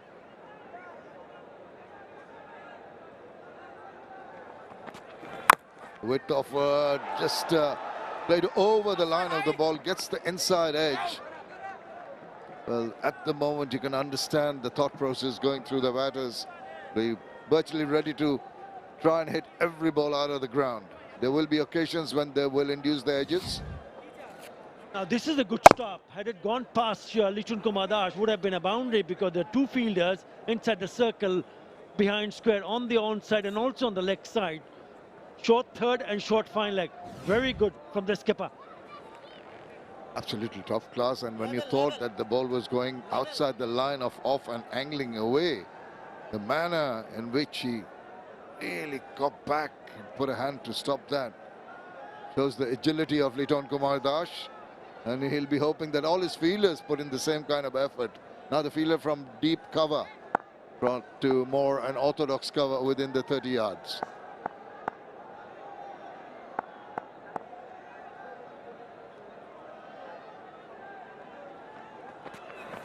Oh, slowed it down, very clever. Who else but Mustafizur Rahman can bowl those slow deliveries to such accuracy? 114 clicks only. Yeah, that has been the key feature of Mustafizur Rahman. He can disguise it till very late, and in the end batters usually don't pick it up. Really good weapon in his armory, in his repertoire, Mustafizur Rahman. There he goes again, this time zipping through. 130 clicks, what a difference. 114 to 130, 16 clicks different, really surprising the batters. Without trying to put the mockers on Mustafiz, the team is going at 8.3 the run rate. He's only going at 2.8. Excellent bowling. Yeah, even if you look at the rest of the bowlers, everybody has gone for runs. But Mustafizur has been outstanding. Yes, Tanzim Hassan Shakib also good, who's gone for 13 runs. He's picked up a wicket. He still has got two more overs to bowl. Now he waits for this one and strikes it sweetly. Flat batted that one to the maximum. That stood up to be hit. One of the loose deliveries, hardly bowled by Mustafiz, and he has to pay the price. Yeah, 𝗃𝗃 𝗵𝗃 picks it up quite nicely, just waiting onto the back foot and it was on the shorter side. So easy picking how deep he is in his crease. So he was anticipating a short ball, gets it, and puts it away for a really good shot for the maximum. It's very clever, very watchful, knew that there might be one coming along. It's very difficult for a pace bowler to keep on bowling a tidy line and length, and also the cutters. Even one of the caliber of Mustafizur Rahman will once in a while. We've got to wait for that opportunity. Comes back, he goes down the wicket again. Well, same area targeted, cow corner, and it's really smacked him for a boundary this time. The inside part of the bat, but enough of the inside part of the bat which goes over the top of the fielder at short mid-wicket. Look how the bat twists in his hands. Doesn't matter, enough to carry it over to the fence. It's turning out to be a good over for Ireland. Already 11. Last 2 deliveries, 10. I said I didn't want to put the mockers on Mustafiz. That's exactly what has happened. Backs away. And that's a good finish to the over. 11 runs. And this has been given a wide, so he'll have to re-bowl that one. 𝗂𝗂 𝗂𝗂 thinks that's way over the head. The partnership looking good here. Looking great for Ireland. Way too high. 43 these two have added. Harry Tector and Curtis Campher in just 27 deliveries. Wonderful partnership in the making here. Campher swings from the hips, does not make contact. 12 from that 17th over, 148 for 3.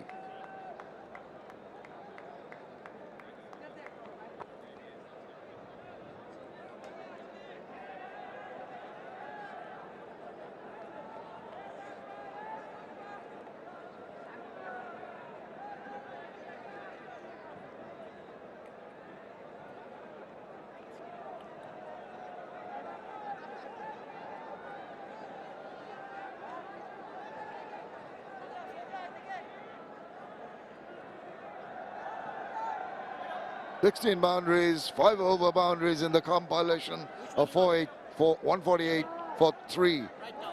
Looking to finish on a high in the last 3 overs. Ireland well set. Harry Tector on 48 of 35. A bit of a gap on the offside. There are 3 fielders on the onside protecting the boundaries. Only 2 on the offside. And he's targeting that offside in the process. It doesn't quite time it. Gets closer to that milestone. 8.68. Tanzim has bowled well, as you mentioned, into his 3rd over. 1 for 14 so far. Yeah, they'll be eyeing to pick a few boundaries here, because at this rate they will end up scoring 173.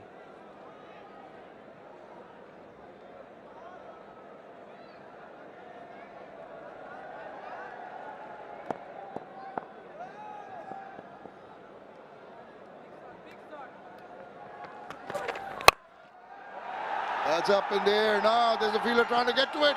Oh my goodness! What about that? One of the most spectacular catches I've seen for a while. Running back at least 20 yards.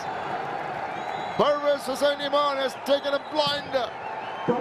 That has woken up the crowd, that's for sure. Exceptional catch.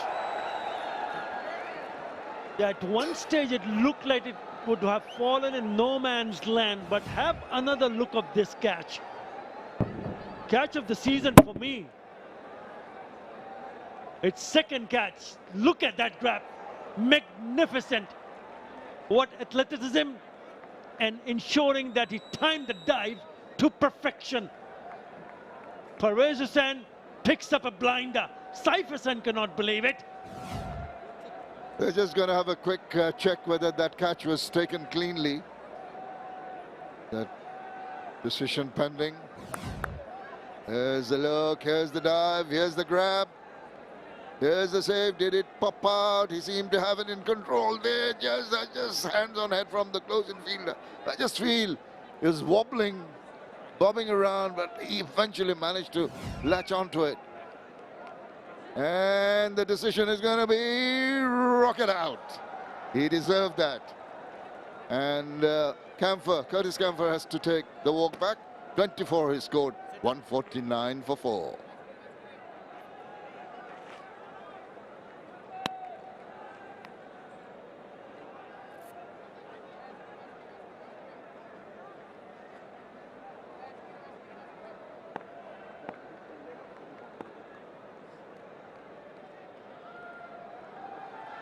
Goes Dockrell in strike now. Cheeky. First ball up. Wait for it. Maybe not the place where he wanted to hit it, but turned it, and it starts off with 4 runs. He knew exactly where the fielders were. Dockrell just coming in and knowing that it was a little bit wide, gets the top edge, goes fine between that fielder at short third and the keeper. 4.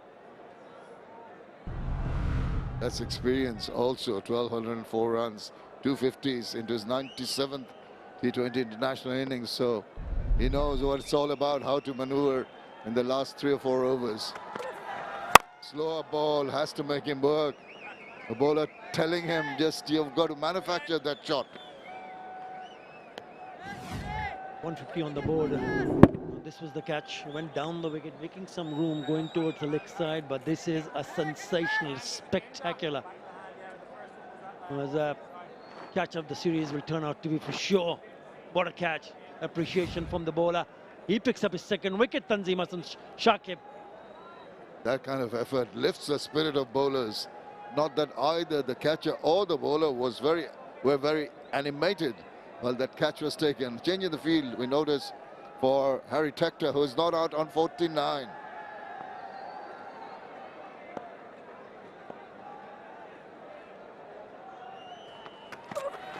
Oh, he's gone through, and a little fumble. He gets a single. He gets his 50. That's his 7th T20 international 50. Very, very well played by Harry Tector. Appreciation from the dugout, his skipper and his teammates. Very, very well compiled innings. Yeah, he also picked up a 50 in his last test match inning in Midpur when he made exactly 50. So if he started where he left. He had nicely struck, finds the fielder, Jackarelli. An applause from the dugout. And that's a very good 50 at a strike rate of just above 135 with 1 4 and 3 6s.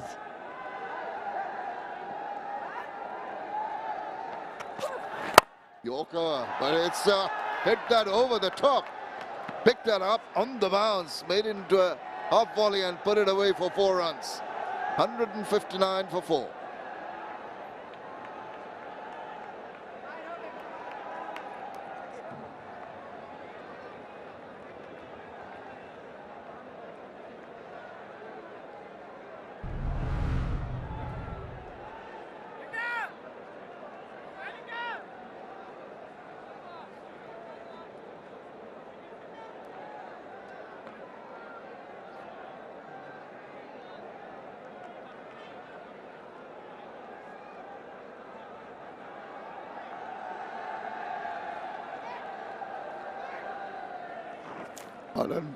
Ireland need to finish off the last 2 overs in a similar manner.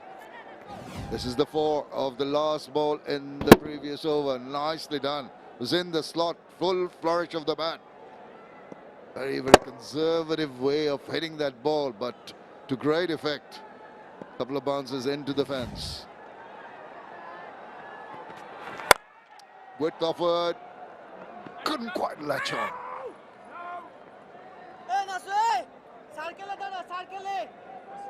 What a wonderful 50 this has been from Harry Tector. He scored that 50 in that last test match innings in Mirpur, Dhaka. And once again, coming out with flying colours. He was given the width earlier on. Not afraid to go over the top initially. And played some big shots. 3 6s to boot. That was very, very big. And also this one went all the way. Excellent work from Harry Tector. That's how he has compiled his runs down the ground and over the mid-wicket area. The 3 6s, plus also the square cut and square drives through that backward point and cover point region. Very strong in that area. Another little weight because Mustafizur Rahman is slowing it down. This is where you want to take on Mustafiz, but such an uncanny bowler. He always put the seed of doubt in the batter's mind. Now watch out for 𝗿𝗵𝗃𝗃. The most 50+ scores. He's now have picked up his 7th 50 in T20 International. Paul Stirling right at the top with 25.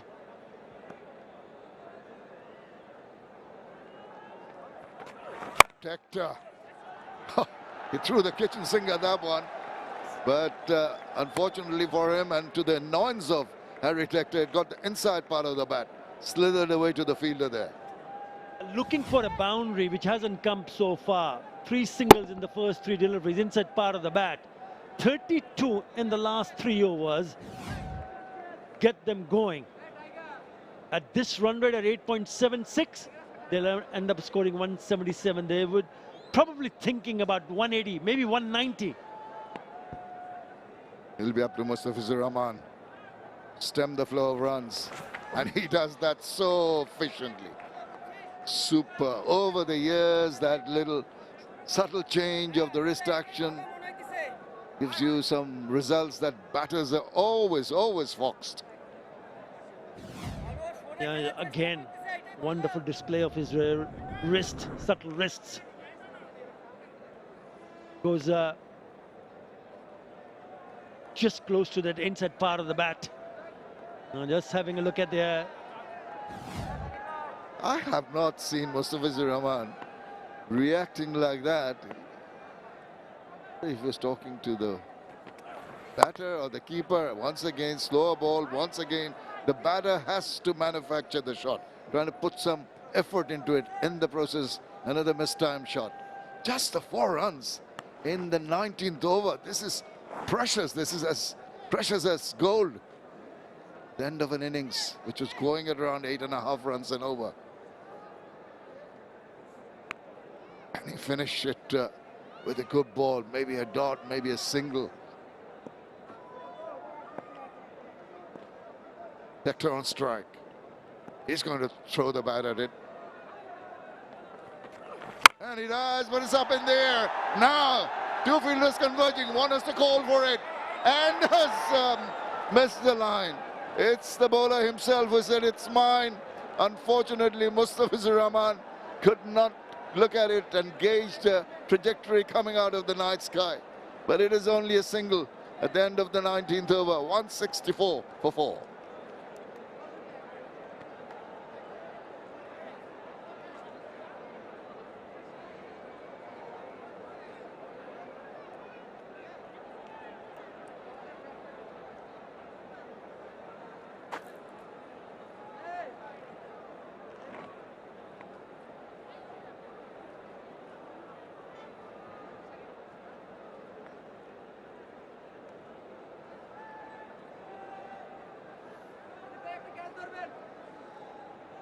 The power play, 8 run over. Then they stepped on the gas. 16-20. They're going at 9.25. Another slow ball, this time from Tanzim.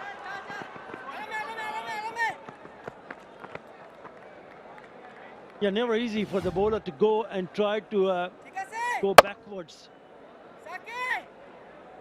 He realized that it was close to him, but he should have left it to one of the fielder. But probably he was the closest, maybe the right choice.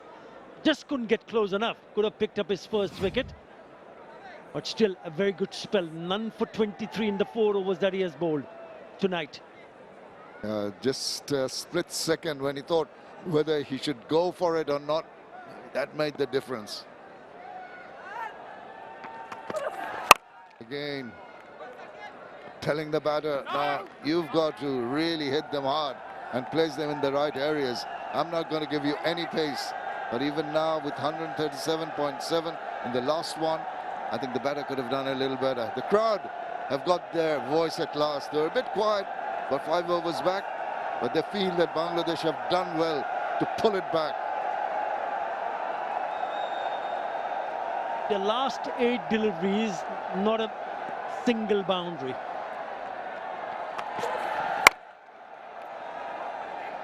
Pegged at 9. So that over from Mustafizur Rahman was brilliant, good running. He comes back for the second, not happy. 𝗬𝗏𝗂𝗃𝗃, the skipper, fielder 𝗏𝗏𝗃𝗏. So important to ensure that even if you don't pick up a wicket, if you don't concede a boundary, that is a little bit of pressure, especially at this stage of the game. The batters will be thinking 3 deliveries left. That target of 180 plus seemed to be a little distant now. Will take quite a bit of effort. 12 from the last 3. They will be throwing caution to the wind. They will be taking chances. Understandable. Can't die wandering. And they've got Harry Tector, a batter who is oozing with confidence. There he goes. But there's a fielder trying to get to him. He's not going to go. He's going over tantalizingly close for another maximum. Yeah, he misses his length, Tanzim Hassan Shakib, and it's in the slot. Allows the batter to take his left leg away towards the leg side and then free his arms. That is beautifully struck right from the sweet part of the bat and straight as an arrow for a very good 6. Excellent power hitting at the end of the innings. 2 balls in the innings left. More to come. Slow ball maybe from Tanzim. Yes, indeed, but he gets his hold of it this time around. It goes a little bit longer. This is magnificent hitting. Really bludgeoning the ball. The first 3 deliveries of this over went for 4, then a 6, and then this. Again in the slot. He picked up the slower one, doesn't get the length right because it's in the slot. And the batter, Harry Tector, says, thank you very much. Put you away even further. Back of the hand from Tanzim Hassan. This is top class batting at the end of the innings. Just what the doctor ordered. And they've reached that 180 that would be on their radar early on. There he goes. This time a little bit of an edgy shot. Gets a run. But the damage has been done. The over is complete. 17 runs in that last over. Takes Ireland to 181 for the loss of 4 wickets in their 20 overs. Harry Tector not out on 69. A little disappointed with the last few overs. The Bangladesh skipper and 2 happy chappies. The Irish boys, Harry Tector and George Dockrell, putting up a last wicket, that partnership of 32 of 16 balls. It's the batting for Ireland being put in after 𝗬𝗏𝗃𝗃 won the toss. 21 from Sterling. He was looking to go big, but eventually hold out to Saif. Tanzim took a good catch to remove Tim Tector, but it was the elder brother, Harry Tector, with his 69 of 45 balls. So really took the innings apart and set the platform, and eventually finished on a high with support from Curtis Campher and George Dockrell. It is also his highest T20 international score. Harry Tector unbeaten of 69. 2 wickets for Tanzim Hassan.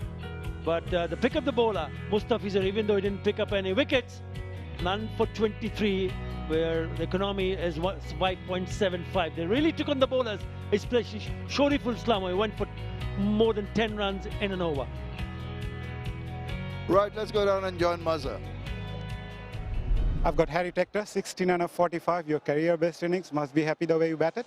Yeah, happy the way I finished. I started well and then sort of lost my momentum the last few overs. I didn't find it easy out there to consistently time the ball, but definitely happy with the way we finished. A good score on the board. Yeah, talk about you when you went out to bat. Things were not so easy. You're losing partners from one end. So what was your strategy back then?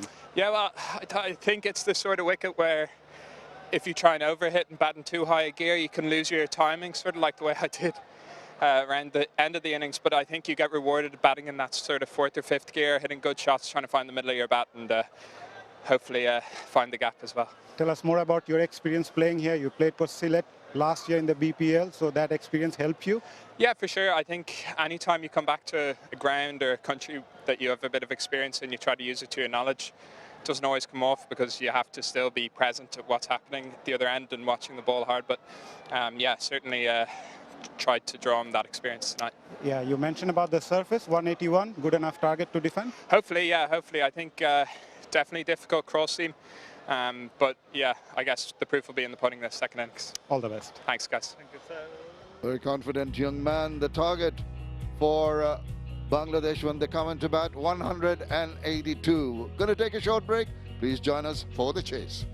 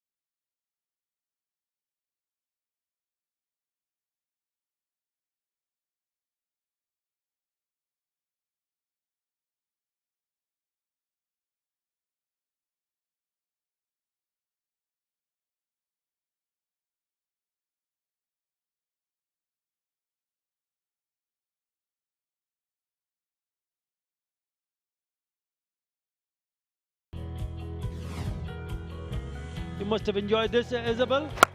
Yeah, a bit of a new look opening pair. Paul Stirling, as he always does, got going quickly, but Tim Tector, I think, surprised Bangladesh with the different areas he can hit. Stirling went inside the power play, but Ireland, well, the damage had been done a little bit before that for them with bat in hand. Harry Tector then joined his brother. He was there right throughout the rest of the innings. Tim Tector just didn't quite get the connection he would have wanted there, but a good display from him. He'll be happy with how things went. Lorcan Tucker not as fluent as he would have liked. He went for 18 from just 14 deliveries and picked out the fielder. And then Curtis Camphor, well, he ran very, very well with Harry Tector. Found a couple of sixes to get his strike rate up. And an excellent catch saw the back of him by 𝗵𝗺𝗲𝗄 𝗂𝗂𝗂𝗂𝗂𝗂𝗂𝗂𝗂𝗂𝗂𝗂𝗂𝗂𝗂𝗂𝗂𝗂𝗂 Harry Tector just kept on going, finished off strong, got his 7th half century, and incredibly he got to 50, scoring only 1-4 in his innings. Got plenty of sixes, but only 1-4, 5 sixes in that innings, and he finished off with a couple at the end to just elevate that score up to 181. 63% of runs in terms of 4s and 6s. These are the 5 6s. 86 meter, that was a big one. 81, 82, and that was the biggest one of Rishad Hussain. That went 89 meters. I think this is a very good wicket to bat on. Absolutely batting paradise. The ball coming on nicely onto the bat. Yes, they've got 182 on the board. I'm just thinking, perhaps there was an opportunity for them at one stage to go across and score more than 200. We'll have to wait and see how Bangladesh batters bat here tonight. Well, I think the difference was one bowler went at 5.75, Mustafizur Rahman. He was the difference between Ireland getting to 180 and 200. Ireland will be hoping for 1 or 2 bowlers to do as well as him tonight to see can they get their first win on the board in this tour of Bangladesh. And I think what they can do is they can learn from Harry Tector and how he went about things, because he worked the ball around, and when there was an opportunity to score a boundary, he went for sixes rather than 4s. Just 1-4 in that innings. Incredible stuff from him. So it might be about the slower deliveries and bowling them the right length so that you can't get that elevation. When players went to try and hit 4, it was generally better against seam, and early on in the innings we saw plenty from Paul Stirling and Tim Tector.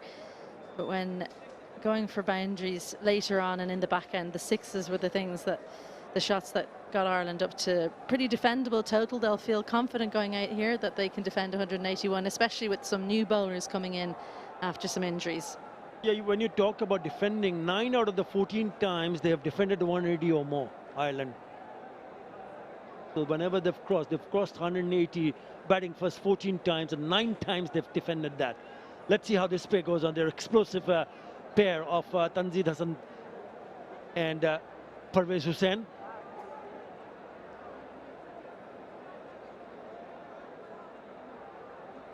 Yeah, even though Bangladesh did not win a single match against West Indies, Tanzid Hassan Tamim got himself 2 back-to-back 50s in the last 2 innings that he played in that series against West Indies. In the huddle,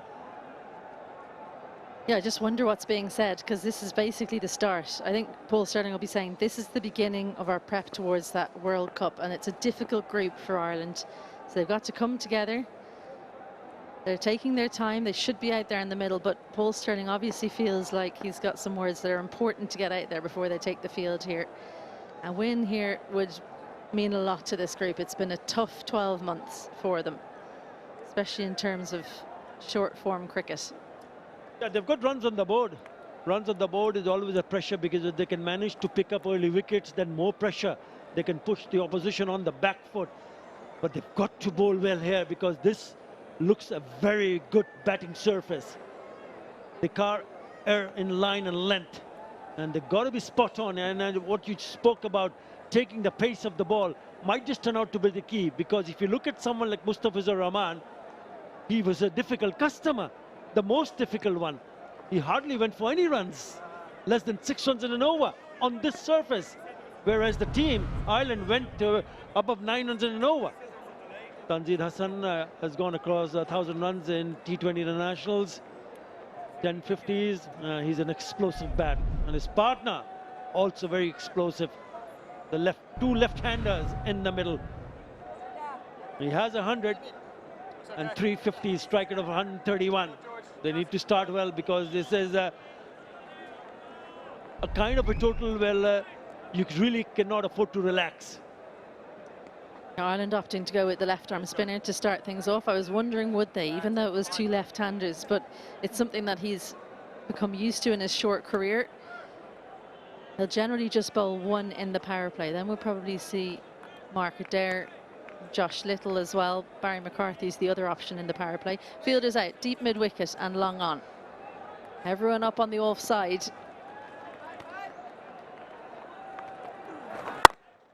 Interesting to see a left-arm spinner coming into the attack because there are two left-handers, explosive batters in the middle for Bangladesh. He's got a really clear game plan, and what he does often is he starts with an arm ball like that. 102 kilometres first up from Matthew Humphries. Generally looks to swing the ball rather than turn it, as you'd imagine is pretty usual in T20, especially under lights with the dew coming in. He'll expect it to skid on. Sets his own field. You'll watch him surveying and he'll change his mind at the last second, move someone around, bring them up. But he feels confident with this game plan for now. The towels are out. There is a bit of a dew, so they'll make sure that the ball is dry. He just moves the fielders a little bit on the offside square of the wicket. Short ball is allowed two fielders outside the circle. This might just go. No, it's been pulled back. The fielder at Tim Tector was very good. Two fielders out are in deep mid-wicket and long on. Very good work. Good option there from Tanzid. He just flips this over the fielder at square. I think he thinks it's going to run away. That's criminal. You have to run straight away. You don't know if it's going to make the boundary. It's pretty big out there. Curtis Camphor coming around and doing the tidying up. So just a couple. Leads to a change in the field. Long on comes up. Tim Tector goes back out at deep backward square. Once you have the mid on and mid off inside the circle, then you're actually throwing the bait to the batters to take him on. That's well bowled. They've been watchful, perfectly fine. He's basically like a little seamer here, Matthew Humphries. There you go. They got the pens out. Lots of love. Favourite players from left to right.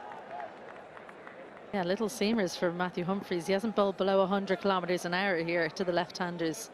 I think if there was a right-hander, he might look to turn one or two, but not to two left-handers. So far, so good. It's turning out to be a good over. Yeah. Now then, yes, that was the danger. That was the bait I was talking about. Whether he'll take the bait and try to go over the top. Doesn't work in favour of the batters. He's in a state of shock because Bangladesh have lost Tanzid Hassan. Credit to the bowler. Yeah, stuck to the plan, bowled brilliantly and too quick to get it over. Harry Tector judges it brilliantly as well. Excellent running back that way. One of Ireland's tallest fielders, but he didn't have to make use of the height. Matthew Humphries breaks through in the first over. Tanzid Hassan Tamim goes for two. Bangladesh 2 for 1.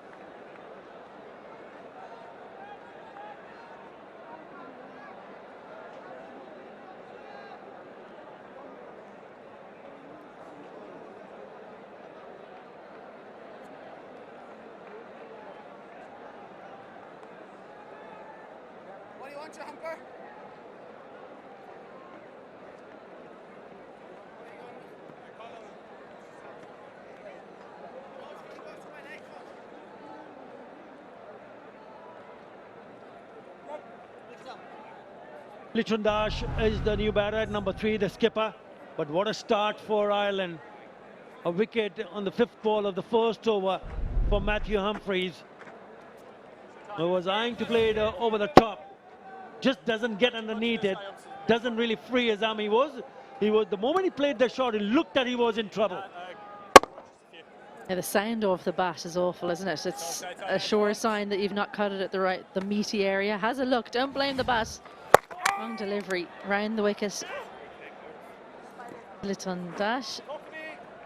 Nice keeping from Lorcan Tucker behind the stumps. That was travelling down to the boundary at a rate of knots. Yeah, Bangladesh do tend to go hard in the first 6 overs or so. So if they can somehow manage to just dry up the runs, the pressure will be on them. Again, the ball coming back with the arm. It's a very good start from Matthew Humphries, who picks up a wicket. Bangladesh, after the end of the first over, are 4 for 1.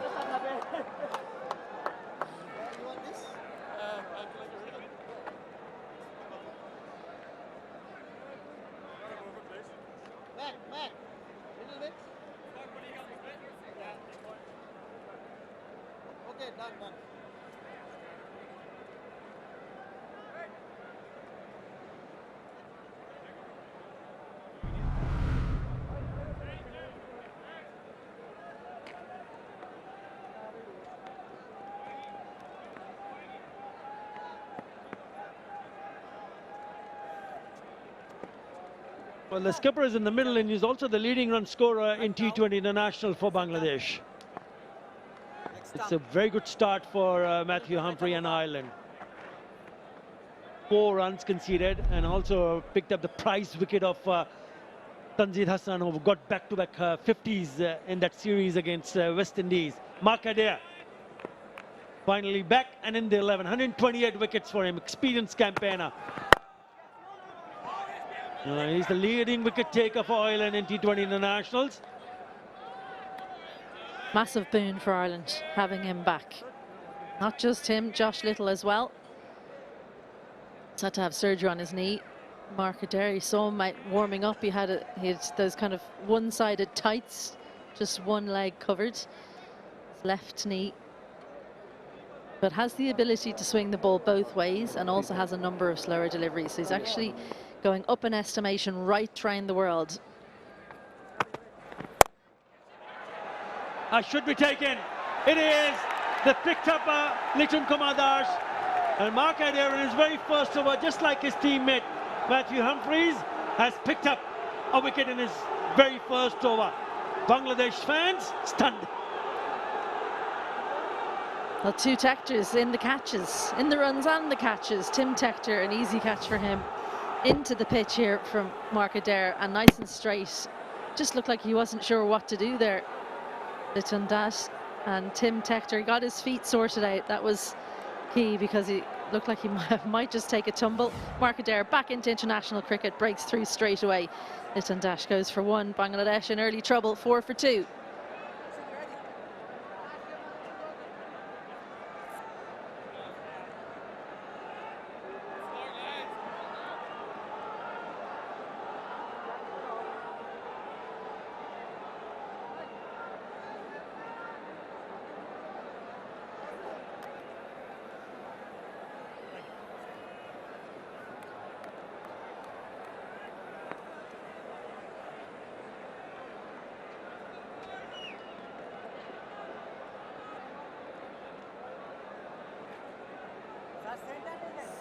Mark Adair was away from international cricket for 5 months and now he's picked up a wicket of 𝗵𝗃𝗃. Soft dismissal, wide delivery, short, just couldn't time it, and what it did, it spooned up quite easily. Cannot believe it. He spoke about swing. There it is. Saif Hassan is the new batter. Well, both batters on naught and we're into the second over. 4 50s out of 18 innings. It's a pretty good return. Strike rate 121, not bad, but just looking back on that dismissal, I think 𝗵𝗃𝗃 was thinking too much about the field. There was a deep backward point and he was thinking, right, I'll just knock it out there for a single, but the extra bit of bounce, I think, surprised him. Didn't see too much of that in the first innings. The newly appointed vice captain Saif Hassan, he's made quite an impression. But this is under pressure. And it'll be a good tester for Bangladesh, the top order. Yes, 2 already back in the hut. And how they plan to go about their job, I have to wait and see. Don't have too much time of absorbing the pressure. What a wonderful start this is. Hasn't conceded a single run. He's already among the wickets. Again, straight to the fielder. He misses out. All he had to do is get past that fielder. Would have been a boundary. Well, this is when, if you're Mark Adair, you're walking back to your the top of your run-up and thinking, is today just my day? I've bowled a poor delivery, pretty short on the stumps. Huge gap between 45 and deep backward square, and then just mid-on, so huge space on the leg side. Could have hit it anywhere, but found the fielder.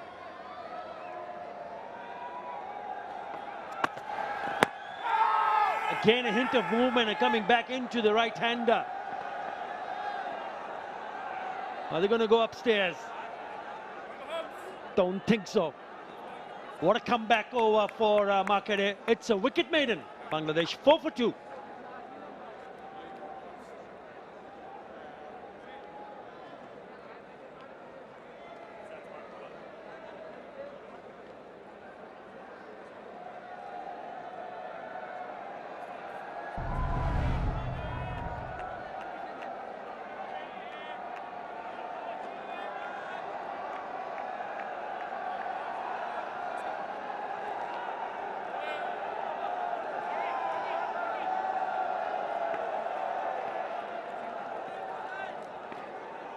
And the only to go across 100 and more had started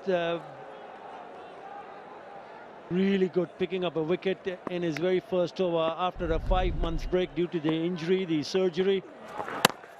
Again, Matthew Humphrey, don't look out for the turn, look at the one which goes away with the arm. It's a bit of a swing here.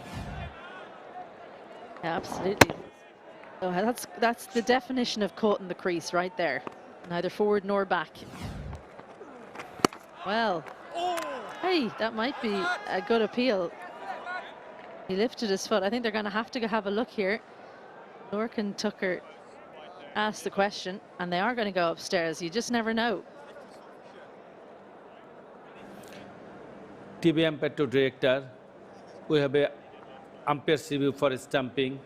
I check fit is a fair delivery. Show me the side on angle, please.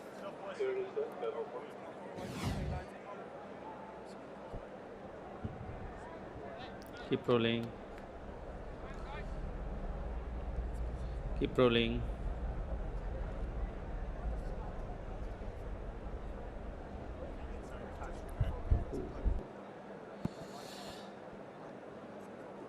Just go back on a 2-frame break, please, and go forward. Foot is grounded. Satisfied. Foot is grounded after breaking the wicket. I am ready to make my decision.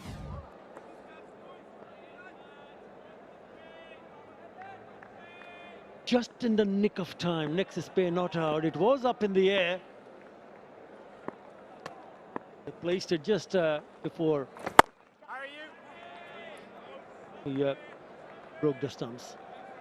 Right, they'll be thinking how to cope up with someone like Matthew Humphreys here, because he's bowled beautifully here.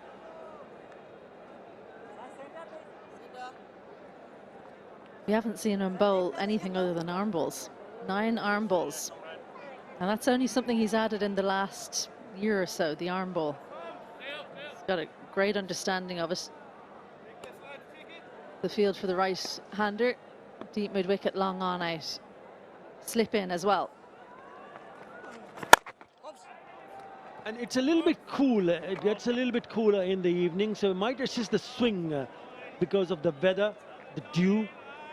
He's making sure that he keeps it dry, and he's bowling at good speed here, more 104, above 100 kilometers every time he has bowled in this over, and which has certainly worked in his favor. First 4 deliveries, only a single run, so pressure on Bangladesh. Required run rate goes above 10 runs in an over. Slips comes out. Again, trying to play on the onside, doesn't connect off the pads.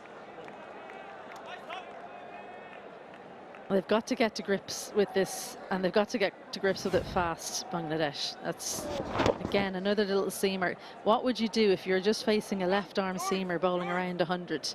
You would just be trying to keep your shape, go almost against the swing, over the offside. They're going to change the field now. Long off goes back. Backwards square comes in. Play him as a left-arm seamer. Nicely struck, but straight to the fielder. Another very good goal. Was just a single in that over. After 3, Bangladesh 5 for 2.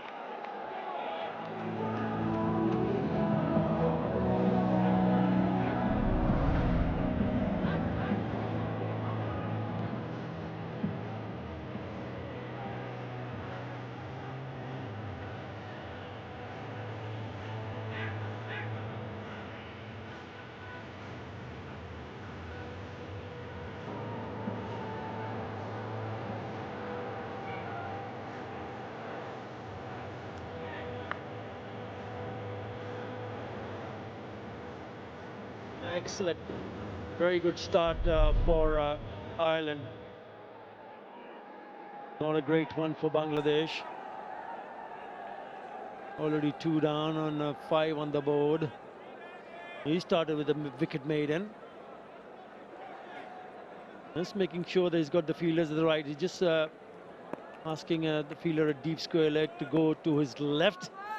A bit fine. A ball goes past the bat. Lovely delivery. Yes, well, if you're just tuning in, you left us for the mid-innings break and you're tuning in. Yes, that is the score, 5 for 2. Beautiful shape here for 𝗂𝗃𝗽. Have a look at that seam position. Beautiful length for swing bowling as well. Draws the batter forward, gets it to leave him. 5 for 2, Isabel. And the ball swinging. Why don't you have a slip in place for the left-hander or even for the right-hander? Because wickets do matter. If they can knock and pick another couple of wickets here, there'll be a tremendous amount of pressure on Bangladesh. So not a bad idea to get a slip in place. I think that one of the reasons is because he bowls the in-swinger and the away swinger, so he doesn't want to give it away when he's going to change things. There you go. Lots of dew. Oh dear. Hope you've got a few rags out there, Ireland. That ball's going to get wet, and it's going to get wet very quickly. Helpful when the batters aren't hitting the ball along the ground, though. Plenty of dots. So they haven't had to deal with it too much. Changing the field again. Mid-wicket goes out. Fine leg inside the ring.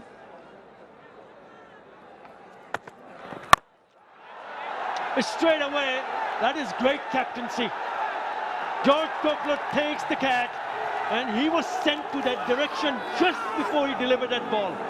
So full credit to Paul Stirling to decide to send him back. Maybe there was a discussion with the bowler, and they've got their man. One more wicket for 𝗂𝗃𝗽. Yeah, this is 100% 𝗂𝗃𝗽. He knew exactly what he wanted to bowl. He knew exactly what he wanted to happen, and it's almost like he could tell the future. George Dockrell was out in the boundary. Not an easy catch. Had to come in quite a long way. 5 for 3 now. He's yet to go for a run, 𝗂𝗃𝗽. Parvez Hossain Aman. 1 from 6 deliveries. Bangladesh 5 for 3.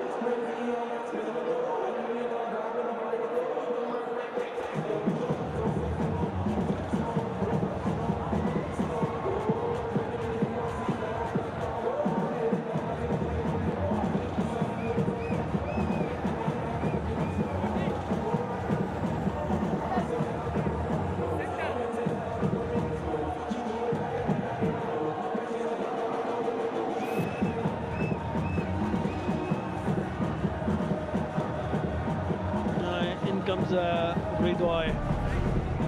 Bangladesh in trouble. That's what he has done. High of 63 unbeaten, but what a spell this is from 𝗂𝗃𝗽. He hasn't conceded a single run, and he's already picked up 2 wickets. It's like he's never been away. Great control. Slip is in place.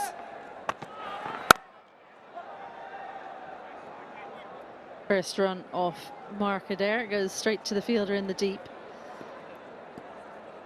But yeah, we discussed it, didn't we, Atter? They just changed the field, bowled it into the surface slightly away, and it's not the option for the line that was bowled.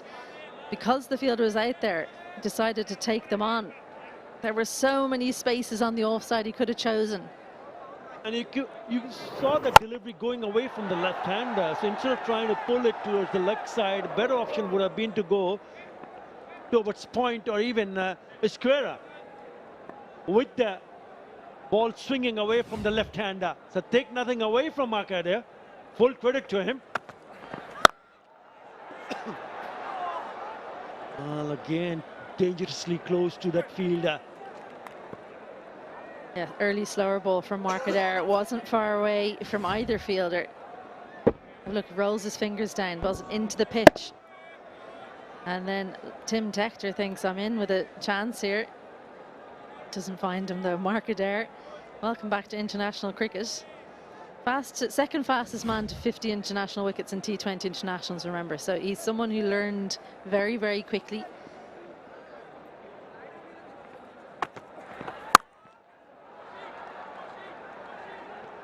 Only single fielder in the deep on the offside, so cuts it off. Another wonderful over comes to an end. He's got figures of 2 for 3 and 2. Bangladesh 8 for 3.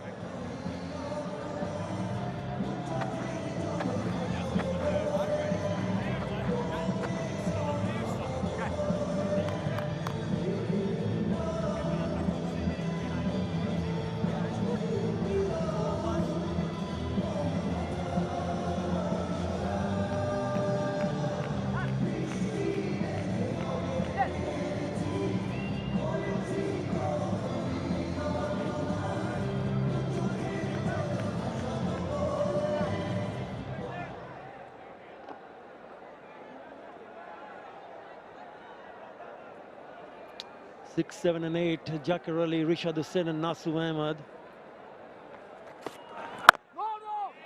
Josh Little in the attack, the left arm seamer.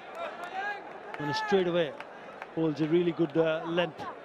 Another great addition because he's the one who's been among the wickets at speed and scamper. You talk about 𝗂𝗂𝗧, but don't forget about someone like Josh Little.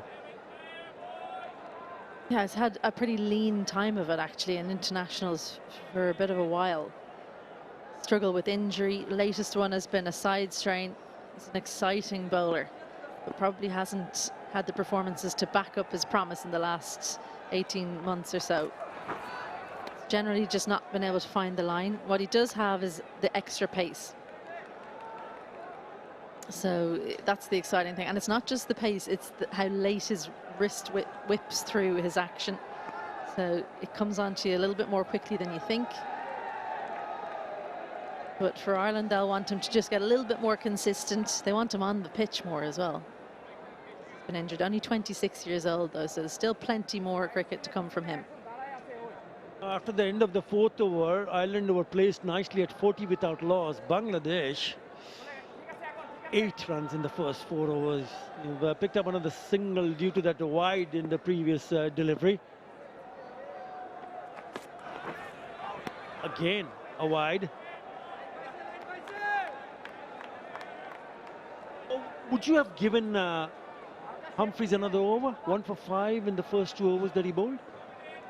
Yeah, great question. I personally wouldn't because he's the frontline spinner. You do have Gareth Delaney as well. He'll bowl some leg spin, but he generally doesn't bowl his full complement. So you don't want to use up Matthew Humphreys too early. Holding him back. Josh Little as well. Ireland need him back amongst the wickets ahead of an important period of time. With the T20 World Cup coming up, they want Josh Little to get all of his overs under the belt, get back into the team. And for me, Ireland's batting lineup seems pretty settled. They can move 1 or 2 players in or out. There's Ben Callets that's on the sideline, Ross Adair, who's going to come back into the squad for the World Cup. But the rest of their batting lineup is settled. It's the bowling lineup that they probably need to get back into rhythm, decide what their best bowling lineup actually is.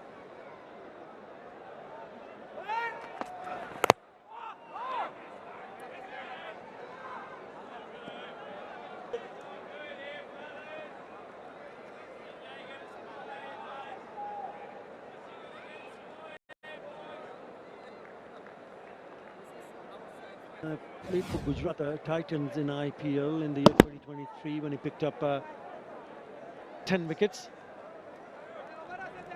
Inside edge that could have easily gone on to the stumps. Ooh, close, very close indeed. They have yet to find a boundary. There you go, on the cue. He smashed that one bounce to the fence. Struck that nicely, Saif-Hassan. You're really seeing the difference between a bowler who's got great control and a bowler who's trying to get back into rhythm. First boundary for Bangladesh, and it comes in the 5th over, would you believe? Welcome relief. Big contact as well. 2 fielders out, deep backward square and deep backward point.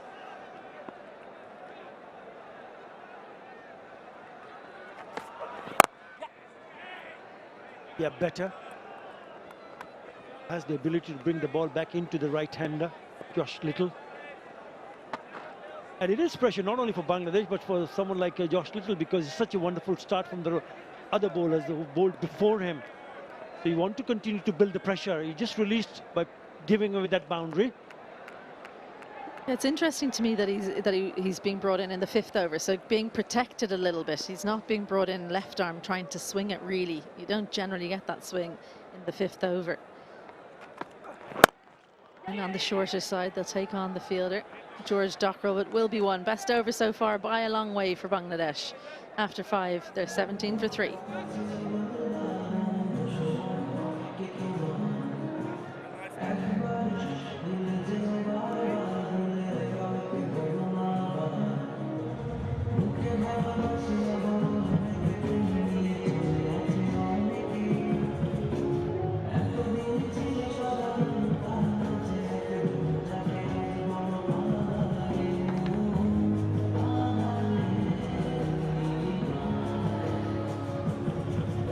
17 for 3 Bangladesh after 5 overs. They are chasing 182 and things are not going well for them.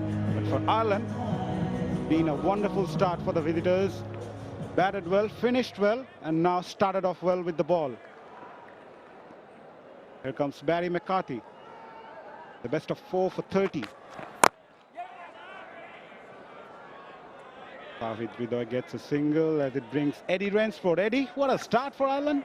Yeah, what a start, Mazza. Yeah, brilliant. If they were going to stay in the contest, it was about how they would control the power play initially. And there you go, bowlers featuring Mark Adair with 2. Good to see him back on the field. Humphreys, 1 for 5 in his 2 overs. And what a stroke of genius by the skipper to start things off with the left arm spinner, and also is rewarded. Oh, could have been the 4th. See, for me, that's a lack of awareness of where the game is, because the fielder was sitting right back on the 30-yard circle.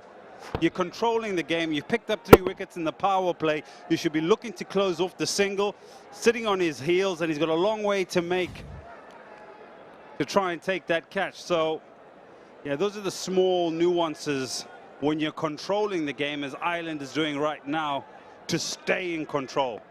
And in fact, I would have brought in Barry McCarthy before a Josh Little. Yeah, what a start.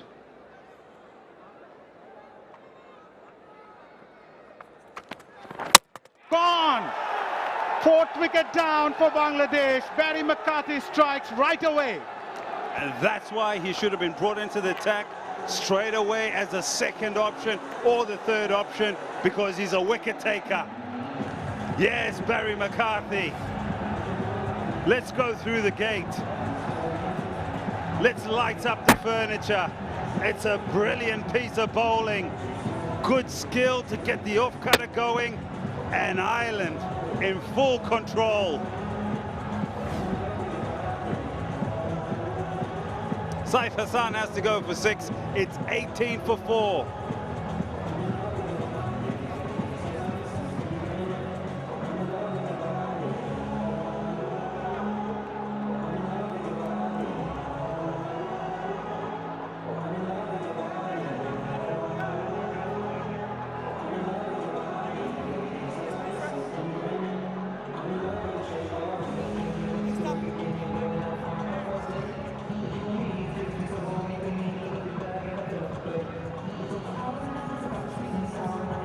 Welcome to Chattogram, where Bangladesh generally breathe easier and opponents breathe heavier. But Ireland so far reversed it. Zakir Ali. comes in with the best of 72, but at the moment they are tottering. Saif Hassan played across the line and paid the price. What a power play this is. Generally, power plays are dominated by bat. This occasion, by ball. Inside edge, tentative. What a start for Barry McCarthy as well. Stick to the line, hoping for the batters to make some mistake, and he was rewarded right away. In the context of the game, Ireland on top. How long can they stay on top? What are the subtle changes they'll make from the other end? Definitely I'll give McCarthy another over from the Dutch Bangla bank end. With the dew in effect, do you bring your spinners in pretty early? This is the last two deliveries of the power play. Fuller again, eyeing for that block hole. The best part is he's targeting the stump.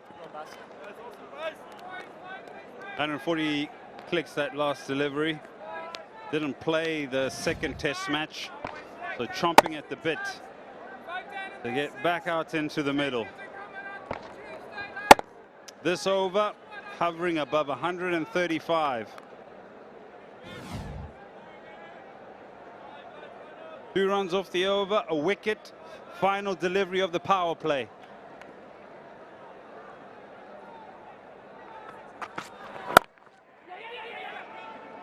Worked away on the onside, gets a single, end of a power play which belongs to Ireland. After 6, Bangladesh 20 for 4.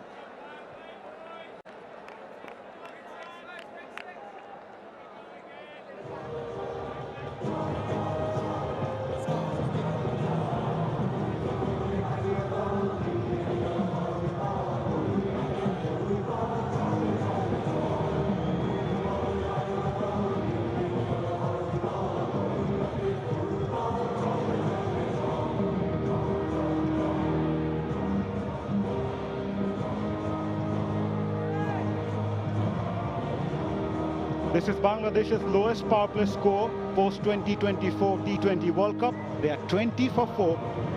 And umpire Ghazi Sohail confirms power play wrapped. Mountain to climb for Bangladesh. Josh Little comes in. Flashed it away, running the first one hard, looking for the second. No. Good call in the end.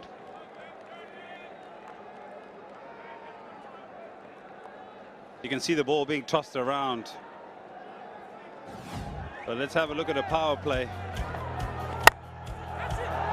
That's dominated by the bowlers and the bowlers of Ireland.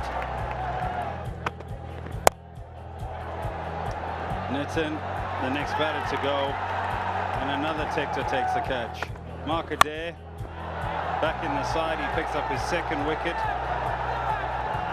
and a good catch in the deep. So that's 3 down. Saif Hassan, the final wicket to fall in the power play. Doesn't get more emphatic than that.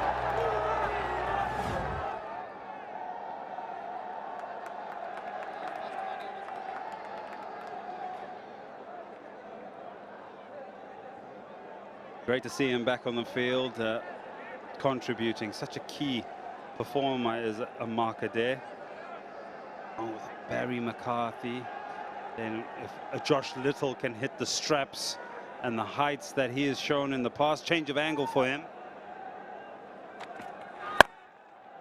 Yeah, coming around the wicket on the shorter side. Yeah, Ireland are searching for their first win this year in T20Is.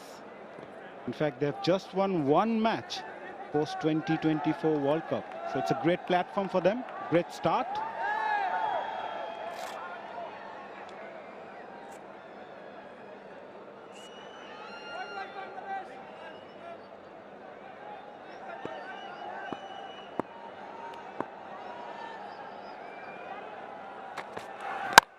Fuller was in the air, got a bit of hand at point, good effort. but living dangerously, 𝗃𝗧𝗏. Have a look at this, if it's a real chance. Yeah, in the air, carved away, hand diving. It would have been a spectacular catch. Tim Tector.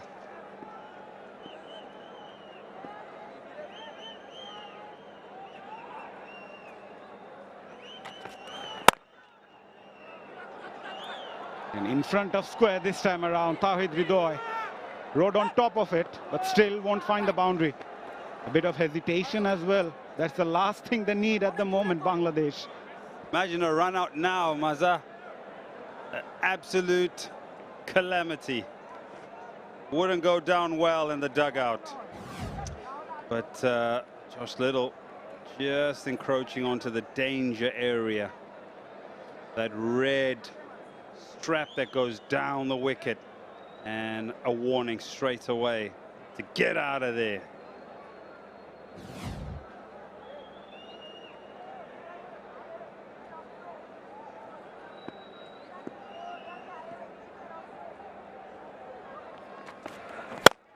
What a shot. That is good from 𝗃𝗧𝗏. It was right in the slot, there to be hit. Mid-off, mid-on, inside the circle. 𝗏𝗏 says thank you. After 7, Bangladesh 30 for 4.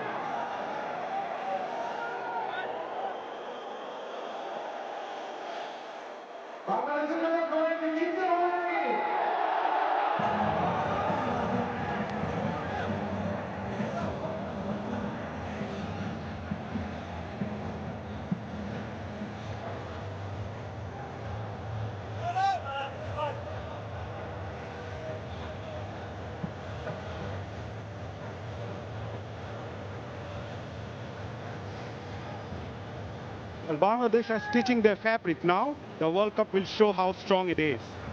They'll play against West Indies, Italy, England and Nepal. 2026 T20 World Cup. Italy? Ed? How the game has grown. How beautiful the game has spread. Gareth Delaney. Now this really does confuse me, but I'll come back to it. The other bowler from the Rocket end, who's Josh Little, is going at just under 10 runs and over. He gets his second over. Barry McCarthy gets the 1 over and goes for 3 runs and then is taken out of the attack. Oh, some fielding. Superb. Tim Tector. Oh, this is good. The anticipation, the dive, the desperation. Look at this. Excellent. Yeah, backing the bowler. The tails are up. The fielders need to back the bowlers as well. Running the first one hard again. Zakir Ali will go for the second. That's good. That's good running from these two. All good, boys. So back to my point is that the bowler that's leaking the runs is the one that's getting most of the overs. Barry McCarthy gets 1 over, picks up a wicket and goes for 3, and he's out of the attack and the wrist spinner comes on. There's the breakdown. The assumption would be now he'll come from the Rocket end. But the game management is the one where you go with what's working.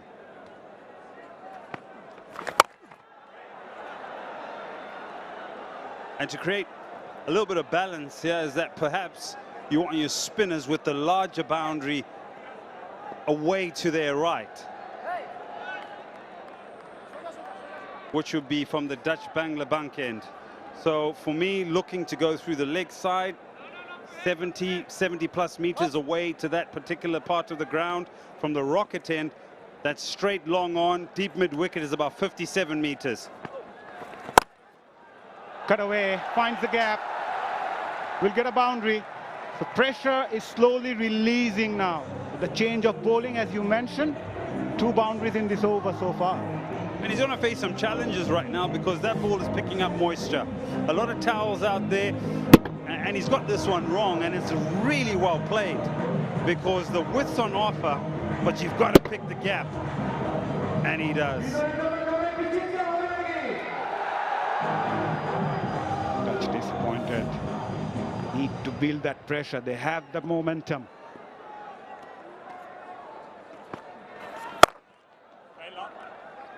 Gets a single. A good over for Bangladesh after a while. After 8, Bangladesh 38 for 4.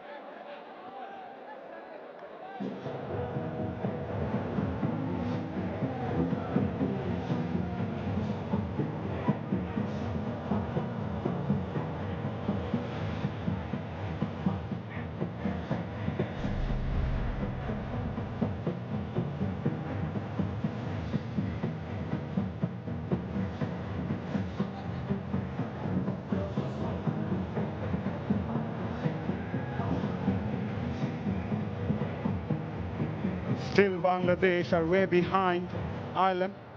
They're chasing 182 and they were 4 down for 38 after 8. What a contrast with the greens. Yeah, and the dressing room says it all. Still they're smiling. Humphrey replaces Little from the rocket end. Darted in first up. Yeah, dew also play a huge factor here. Sure does, and it's quite heavy. This is his 3rd over.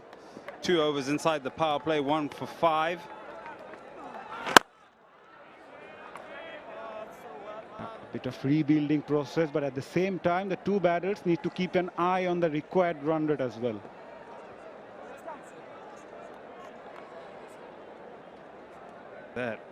Look at how quickly he has bowled the ball. 14 occasions over 100 kilometers. The previous ball is the first one that he's gone below 100 kilometers. So bowling very quickly.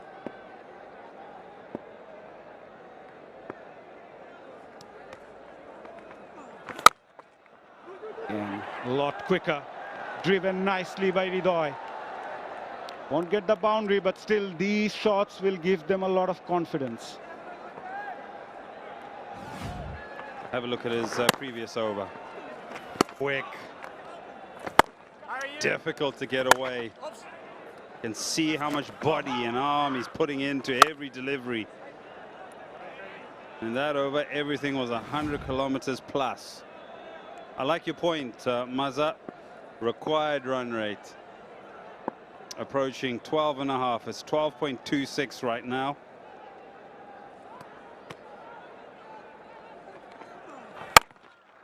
Looking at the previous over of Humphrey, normally spinners turns the ball. This guy swings it.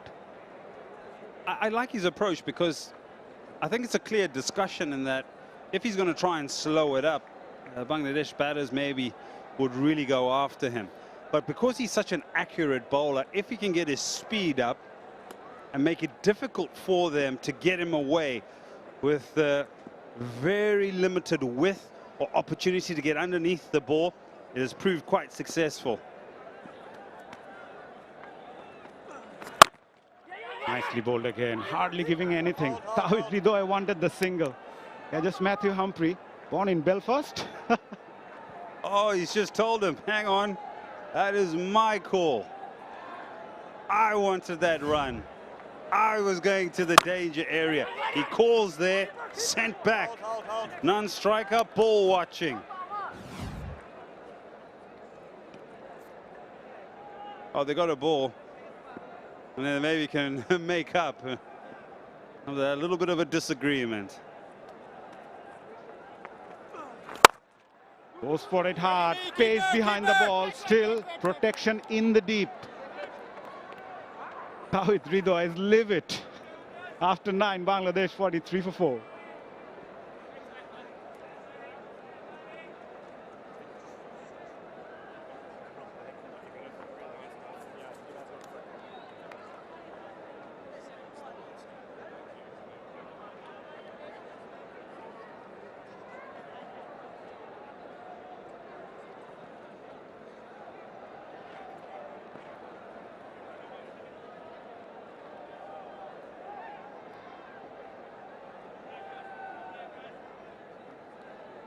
Away by twos. Twos up.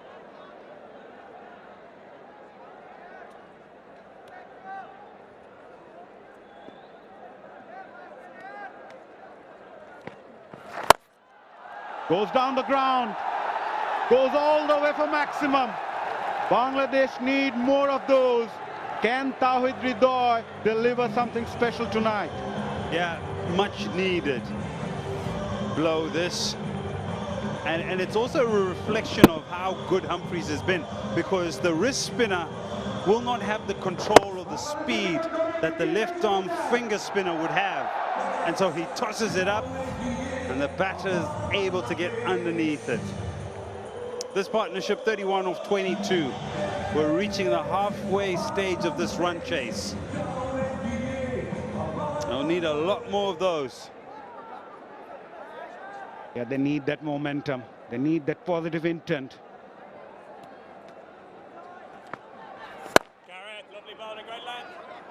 Now it will be important for someone like Zakir Ali to score some runs from the other end as well. Nice points again, Mazza, because Zakir Ali is going to have to play shots like this. And he's 9 off 9. And what tends to happen is that if the other batter's not going with you, you're starting to put pressure on the batter that seems to be finding a method.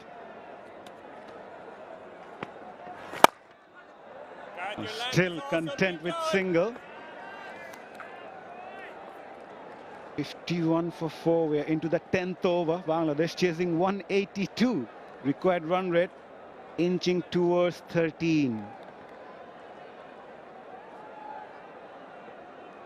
Right, got to look for another boundary here.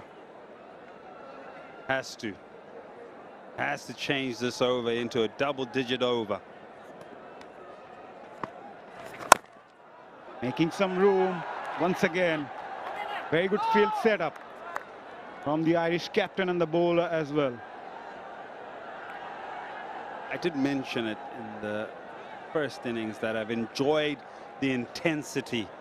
I've enjoyed the energy of both teams. But Ireland in this fielding effort and bowling effort, their energy and intensity has been of a very high level. Goes for that big shot. This time, Zakir Ali joins the party. Now both the batters are looking to score some quick runs. Yeah, taking down the leg spinner. Crowd are getting involved, pumping them out. Yes, need more of those. This over now has turned into a 15-run over. What's smart here is that he gives himself a little bit of extra room. The bowler follows him, and it's an extra excellent strike and more runs in the over.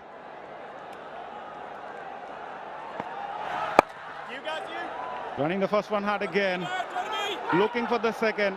No, they'll have to settle for one. We are halfway through the innings. Bangladesh 59 for 4.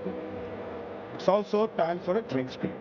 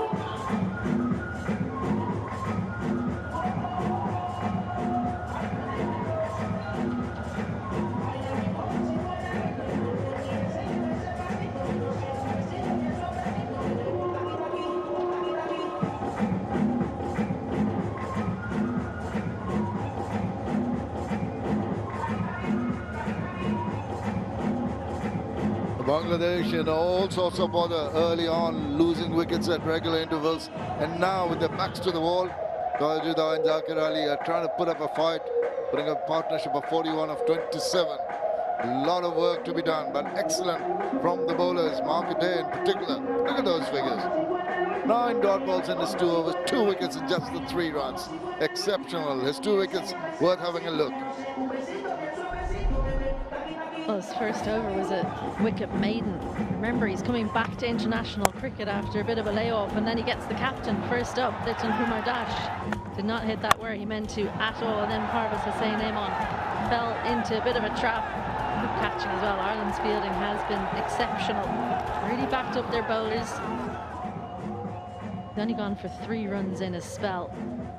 And what you'd look at as consistency in test match cricket the last few weeks, that's what you want in T20 cricket, unpredictable. But his wicket-taking balls have been shorter rather than fuller, falling into the surface. Well, what he did was to tempt the batters to have a swing at it. On both occasions, he took the wickets. It was well thought out. The pressure created prior to those balls being bowled. 130 wickets for 𝗂𝗃𝗽, his 4th position after Tim Southee, Mustafizur Rahman, Haris Rauf. Excellent work. Ireland showing the mettle today in absolute control, dominating with the bat initially and now with the ball. Brilliant support from the fielders. Josh Little on for his 3rd. It's an awkward kind of shot, way outside the offside. I'm trying to drag it to the horn. Starts off with a slower ball. Josh Little into his 3rd over. He's been relatively expensive, only behind Gareth Delaney. So it's an interesting choice to bring him on straight away into the surface, like you can see. And I think that actually did move off the surface. It was through the shot before he could bail on it. Wonder would that have gone outside the wide line had he left it? Possibly would have. Well, he's lucky. The batter decided that he was going to try and get some bat on that one. I think Ireland just need to keep their cool. Really do not want to play into the hands of the batters who are trying to take the ascendancy now. Width offward, and did he get a better hand to that one? I suspect it did. Brilliant effort. Paul Stirling excellent in that area, the captain. So he judges the angles excellently. Did he get a hand on this? Lots of width. No, the field, that just gives you an indication of how much moisture there is on the surface. Well, you won the toss, sir. You decided to bowl first, so that means you're going to have to deal with the dew and how much it slows it down in the outfield.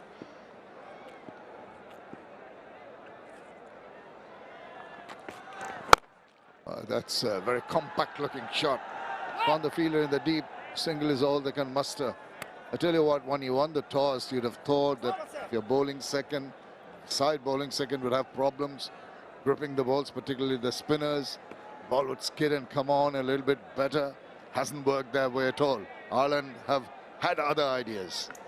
Well, you mentioned earlier that with the rain coming down, you can cover the outfield. Not in Ireland. We don't have those kinds of covers. So when it rains, you're just covering the playing surface.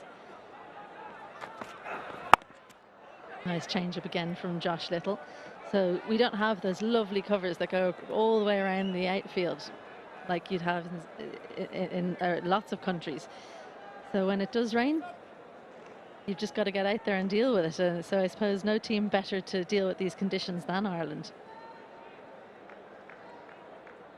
Josh Little into his 3rd over. It's that expensive compared to the other bowlers. We were comparing Mustafizur Rahman's economy rate to the team itself.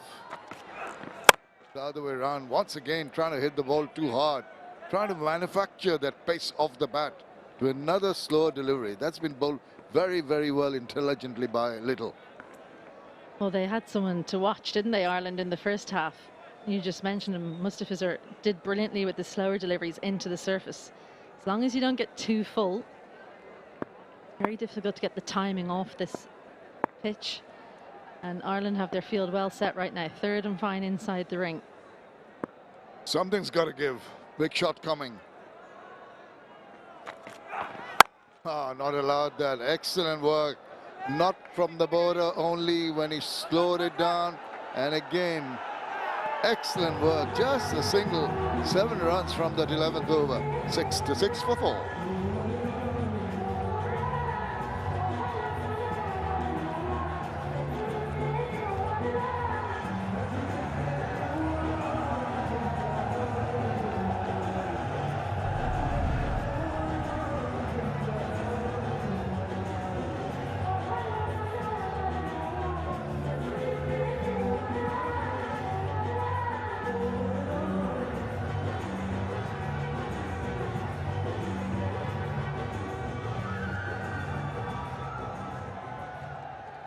The lighter green, warm, shining much brighter. You talk about 40 shades of green in Ireland.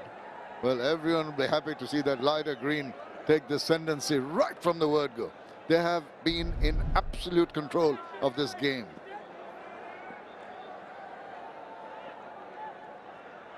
ฎ McCarthy, 1 for 3 in 1 over. Oh! Where's that going? There's a fielder trying to come around. He has got onto that.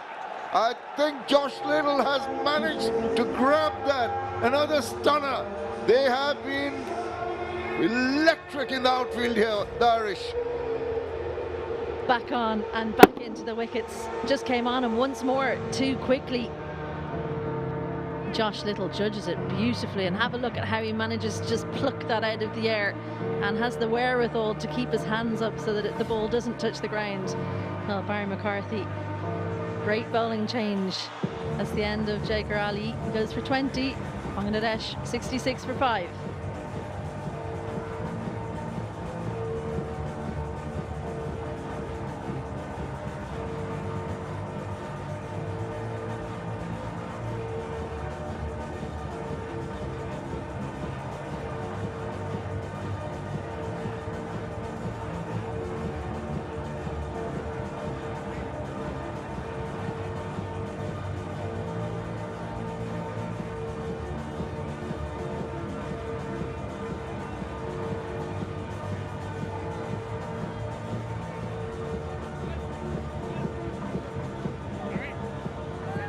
'48-run partnership has been broken. Zakir Ali back in the hutch. Tanzim Saqib comes in. Now, he's no mug with the bat, but not a regular batter. Bangladesh virtually into the tail here. Is in the middle because of a sliced shot from Zakir Ali. A cross-seam delivery from Barry McCarthy. I reckon that's hit the smooth part and just skidded on ever so slightly. Came on to Zakir Ali quicker than he expected, and Josh Little, those aren't easy. Came round to design the ball. Now you can keep on keeping your eyes on the ball as a batter, but with the required run rate now 13.38, it's going to be a massive pressure on trying to get a move on. And if you are pressurized into that kind of a situation, you err in your shots, that's for sure. Well, just to give you an idea about how difficult this is becoming for Bangladesh, Ireland had 7 multi-digit overs where they went 10 or more. Bangladesh have only managed to get 1. They've now got to go 13 plus every single over for the rest of the game to win. 𝗿𝗑𝗍 will be the key, but the bowling has been so disciplined and so impressive. 𝗍 𝗫𝗠 hasn't had a lot of happy times during the test matches, but I can tell you folks, the Irish eyes are smiling. I got to hang out with you, Shamim, so I was happy out.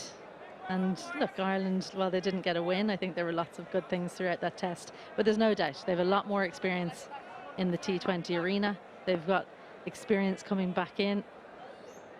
They will have felt going into this series that they were a good chance. Oh, lucky. Well, he'll take it. Threw his bat at it, not in absolute control, got the top edge, got the 4 runs. Need more of them with regularity. Yeah, throw the kitchen sink at it if you have to. Doesn't matter how they come. A hard length from Barry McCarthy, and yeah, no slip in place. They won't have a slip in at this stage in the game, but for Bangladesh, they need everything to come off for them for the rest of the game. Barry McCarthy has been so economical, so accurate. Very annoyed with himself. Oh, that is beautifully done. Really slowed it down. Batter couldn't even get a bit of bat on that one. Excellently bowled. Yeah, key to this, watch his follow through here. Barry McCarthy goes right the way through with his action, so you don't get a clue as a batter. What you have to do is keep your eye closely on the hand to see, can you spot the fingers rolling down the side. Who said you can't grip and spin the ball? Even the pace bowler is doing it with a plumb, with a lot of control. Very good from Ireland.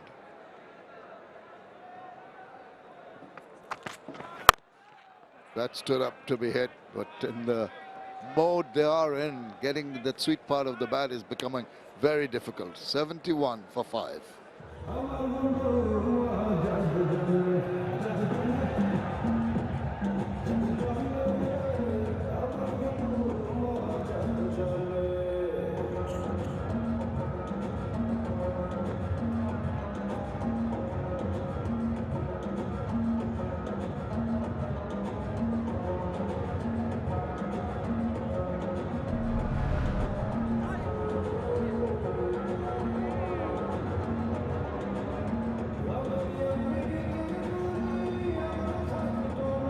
Couple of years back here in Chattogram, Bangladesh posting only 124, and they were bowled out 19.2 overs. Ireland just 14 overs it took them. Sterling performance by that man Paul Sterling, 77 of 41, and Ireland won by 7 wickets. Very emphatic win that. They look to be going to replicate that performance with another excellent match here today. Very convincing. Oh, he's gone after it. There's a fielder. He's going to hang on to that one. He's always hanging in the air. Try to go big and hold out. Another good catch. Can't keep him out of the game, Harry Tector. Matthew Humphries back into the attack and among the wickets once more, caught on the toe of the bat. Just slightly too full to play that shot. Beautiful awareness of where the boundary was from Harry Tector. Matthew Humphries 2 for 10 in his 3.1 overs. He's been brilliant for Ireland so far today. Tanzim Hassan Saqib goes for 5. Bangladesh in big trouble now, 71 for 6.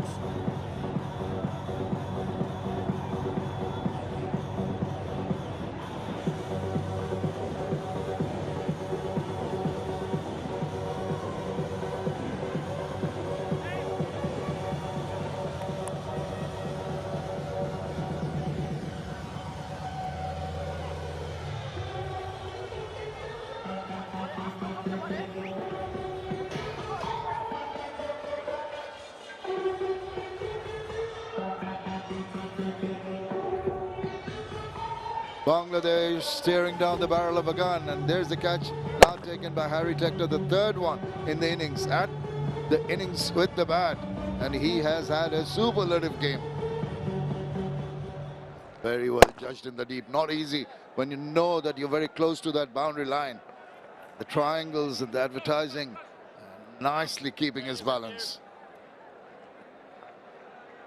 Yeah, it's really key when you're on the boundary there to know exactly where the Toblerone is. So if you can keep your foot on that, you've got a very good idea. Rishad Hussain has a mountain to climb.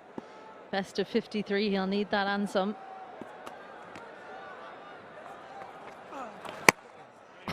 What was that? That, has been given as a wide. It's a little surprise. That seemed to be within that guideline. Oh no, this is very harsh. I reckon this is nowhere near a wide. Yeah, that's inside the wide line by a long way. So Matthew Humphries, I think fair enough, he feels hard done by there. That's kind of his one of his change-ups, where he doesn't look to swing it back in. He just bowls straight up quicker ball and flirts with the wide line. Got too close on that occasion, obviously.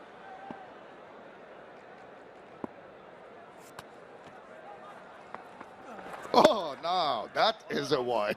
No question about that. Just seemed to have stuck in his fingers. This might be the first sign of the spinners struggling with the ball, but it's almost like he's saying, now that's a wide.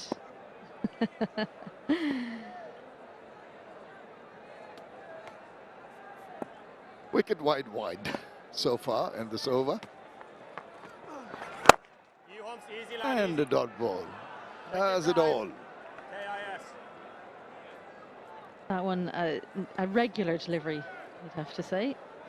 Well, he never gives too much away, Phil Simmons, Bangladesh head coach, but I'd say inside there, not too happy. Rarely gives a smile away, though, even when things are going well.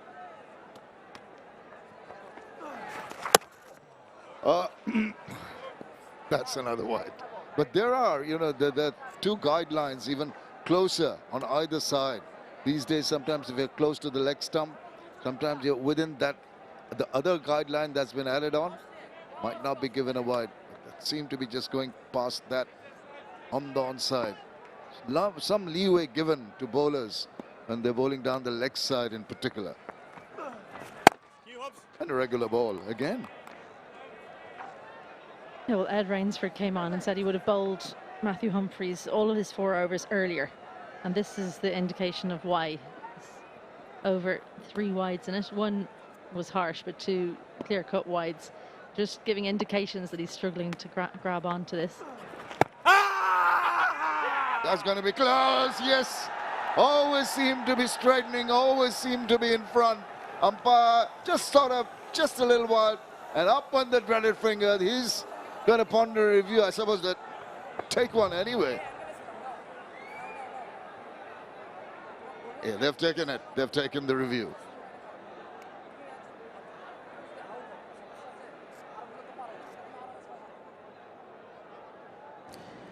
TV umpire to director, we have a player's review for LBW given out. I check fit is a fair delivery. Show me the front on, please.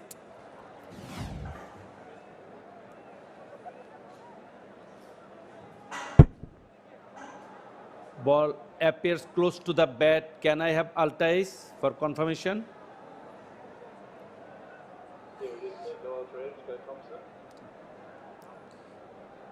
Keep rolling. Keep rolling up to the pad. Flat line.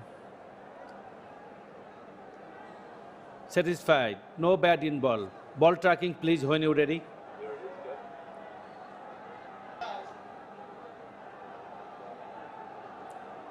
Pitching outside the off, impact in line, wicket hitting. Gaji, stay your out decision. You are on screen now. Yeah, easy decision for Ghazi Sohail, and Bangladesh slump further. They lose their 7th wicket. Cockahoo, the Irish, on top of the world. They're dominating. Rishad doesn't bother the scorers. Walks back out disconsolately. It's 74 for 7.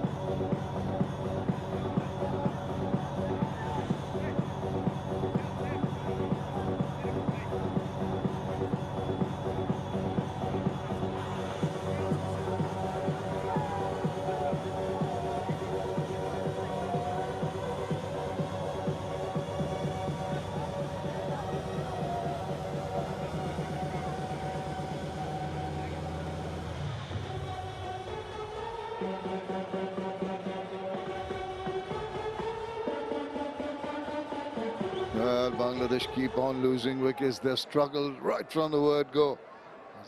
None of the batters have shown any kind of resistance or resilience. Nasir Mohammed is in because of this. Yeah, brilliant bowling from Matthew Humphries. It looked like he'd been struggling to grip it, but got this one right. Goes back to what has got him here, a regular kind of pace. Doesn't look to turn it really, just get a good length, and there's the celebration we're getting to know so well. 3rd wicket for him in the game. First time he's taken 3 in a T20 match. Oh, well, what a piece of keeping this is, Lorcan Tucker, if you don't mind. He's been absolutely fantastic all game. And yet again, have Ireland taken 2 wickets in an over.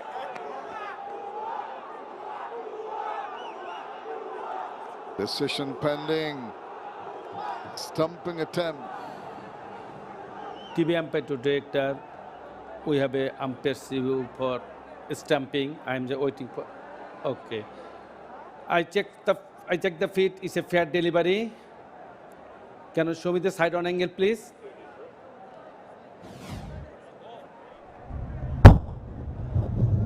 Keep rolling. Just rock and roll. Just rock and roll, please.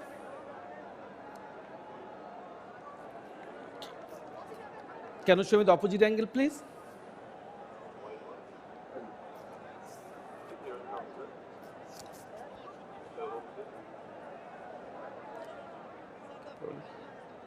Feet is still on the ground. Keep rolling. Keep rolling.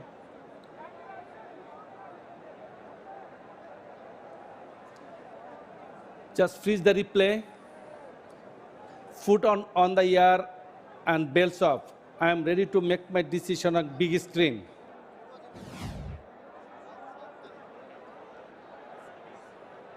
Well, it's going to be rocket out. The feet just off the ground. I think he knew it. He was walking out. And Bangladesh are falling apart here. 74 for 8.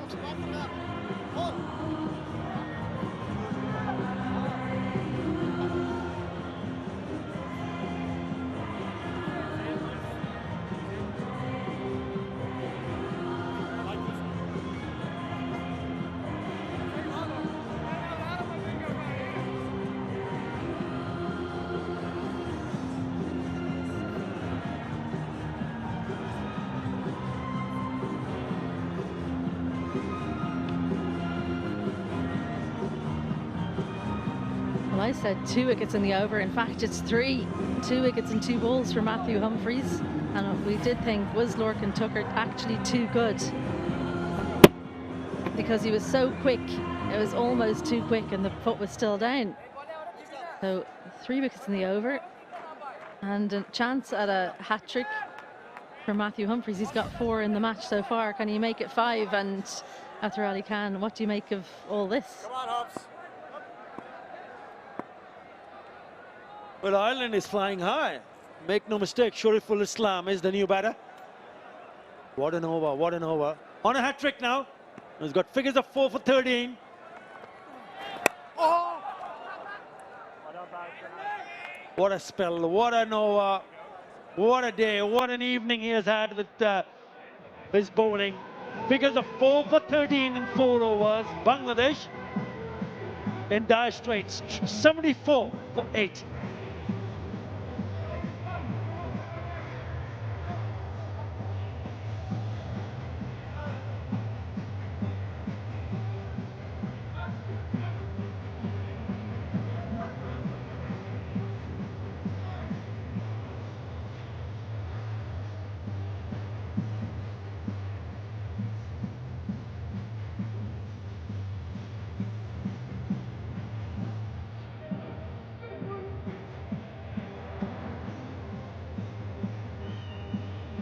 Let's have a look at the last 3 overs. 15 runs and 4 wickets. Unbelievable. Again a collapse. The collapse right from the word go, Isabel. One for the chase of 182 and they were in no time inside the power play. 4 down for 18. In complete contrast to Ireland, who built partnerships right throughout. It started bad. Slight rebuild after the 4th wicket and then it's been worse since. Yeah, Ireland partnerships of 40, 31, 34 and 44. So every time they had a full wicket, they rebuilt, managed to find the boundary. And that man, best T20 international figures by a long way for him. Previous best was 2 for 10. They also show good character. Remember, they haven't had a single win this year in this format of the game, the T20 internationals. But what a show. What a show initially with the bat. Remember, it was Bangladesh who won the toss and decided to field first. Explosive start. First 4 overs, 40 without loss. And they smashed 104 in the last 10 overs, Ireland, to set up a very good total.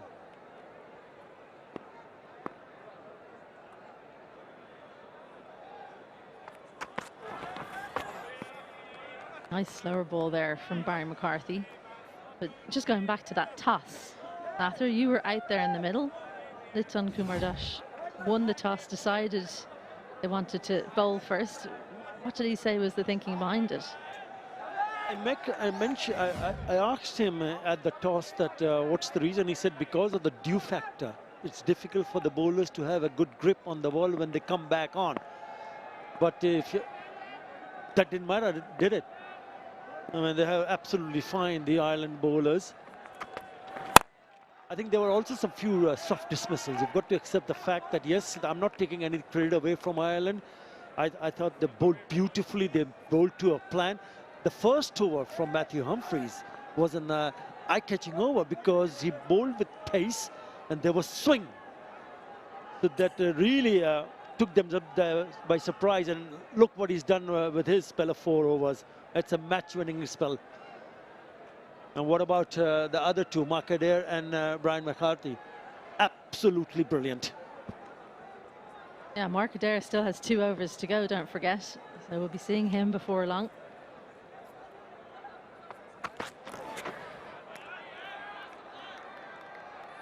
Yeah, a little bit too short from Barry McCarthy. Just testing out the middle of the pitch. Good to see what's the length that'll go for wide. He's just found it. But yeah, Mark Adair generally bowls at the beginning, at the end, the most difficult periods to bowl.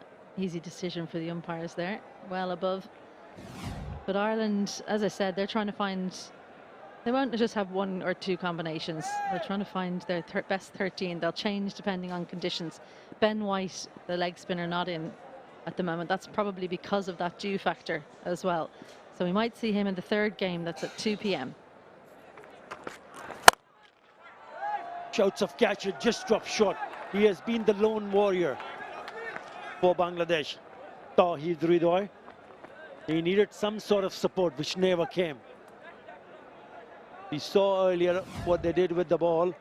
It was pretty close, was it? Yeah, he needed to recognize a bit earlier that it was going to be in front, but I don't think that's a drop. I think it's a run-saving expedition from Mark Adair. Tim Tector did nicely to come around and keep it to 2 as well. Always difficult when you put those dives in to then get to your feet and chase to the boundary. But a couple of runs here won't hurt Ireland. That required run right now, 16.7. And there's a good few overs left as well. So that's a high strike rate required for a lot of overs. There'll be a wide. The problem is they don't have wickets in hand. They've got only 2 wickets in hand. 𝗏𝗏𝗧 is striking at almost 140, 36 of 26. Now, Brian McCarthy, we spoke about Mark Adair, experts with the ball. What about him? And that's a wide.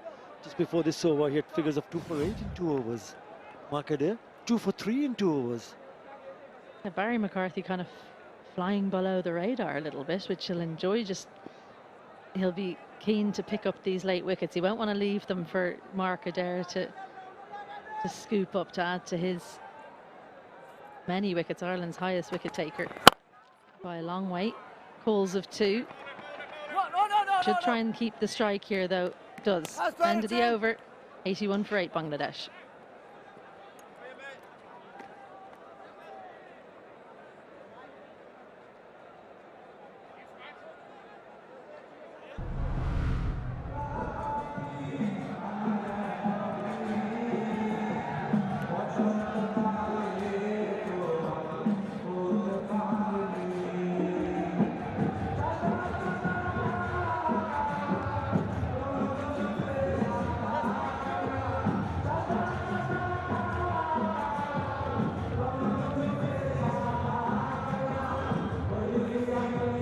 That total of 181 was nicely set up by Harry Tector, unbeaten of 69 and 45, 32 from his brother Tim Tector of just 19.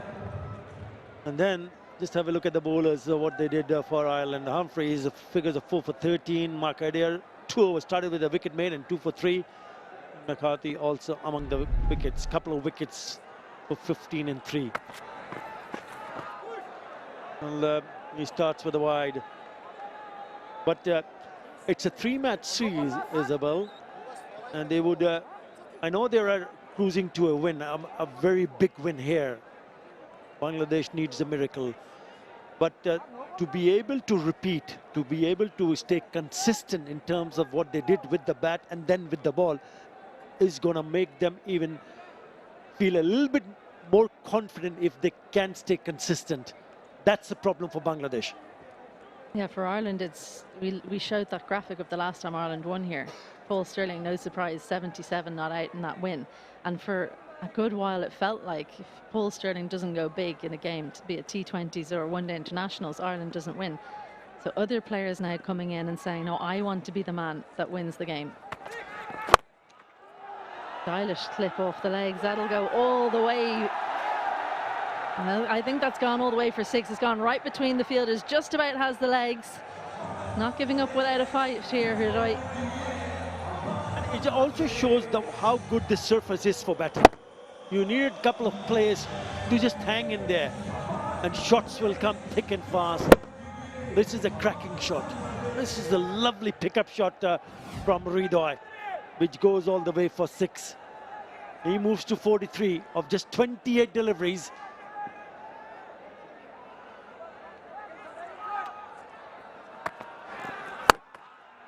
That is misses out because that would have been a wide.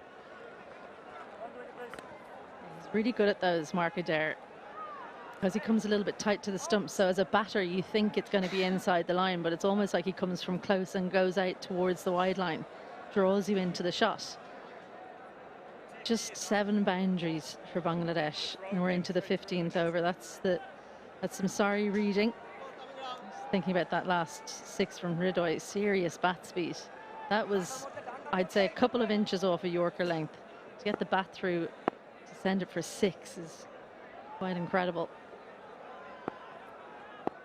Certainly not going their way. Even in the last series against West Indies, they played 3 T20 internationals at the same venue, and they lost 3-0, Bangladesh.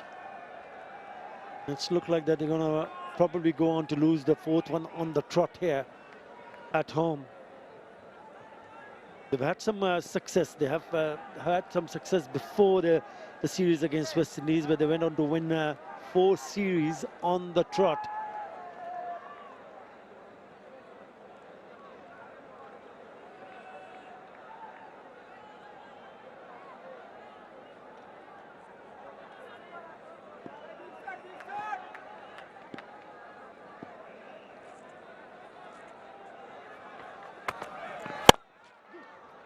Full toss, but a single won't hurt. Just looking at Matthew Humphrey's figures, 4 for 13, joint 2nd best figures in T20 internationals for men. Shares that spot with Craig Young and 𝗂𝗧𝗍𝗏. Those figures came against Nigeria in 2019 for Young and 2023 against Austria for 𝗂𝗧𝗏. Matthew Humphrey's best was Alex Cusack against West Indies, 4 for 11 back in 2014.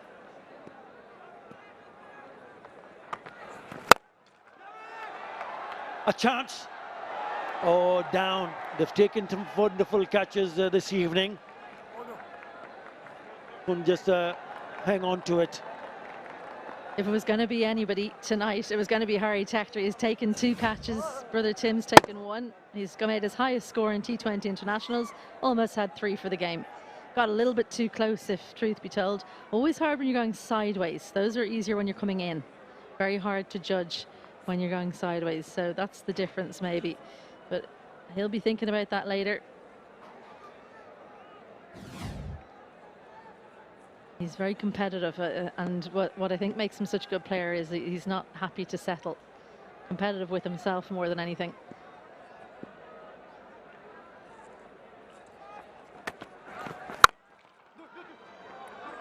It really reaches out to pull that one. Would have been another wide. Right, 12 in that over. After 15, Bangladesh 93 for 8.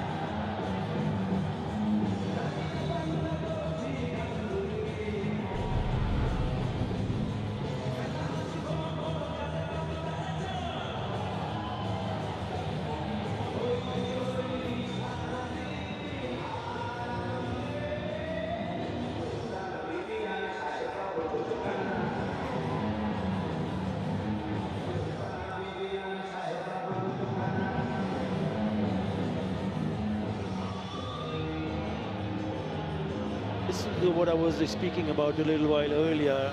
They've had these 4 series win before they lost to West Indies, and 2 out of those 4 series were away. One was Sri Lanka and Afghanistan, where they beat them 3-0 in UAE. Sri Lanka in Sri Lanka 2-1. Pakistan, they won at home 2-1. And then the Netherlands 2-0. 𝗃𝗃𝗃𝗃. That's for the slower one. Now they've got the hang of it. We've seen a number of bowlers try to bowl their slower deliveries. They've come back for the second. We have seen that a lot, but it's very, very difficult to bowl your first delivery as a slower ball. In more as a batter than a bowler, this might be a case of Paul Stirling trying to make sure he gets an over in the game more than anything. Little has an over left. Mark Adair has 1. Barry McCarthy has 1. He's got to find an over from somewhere. Opting not to go back to Delaney.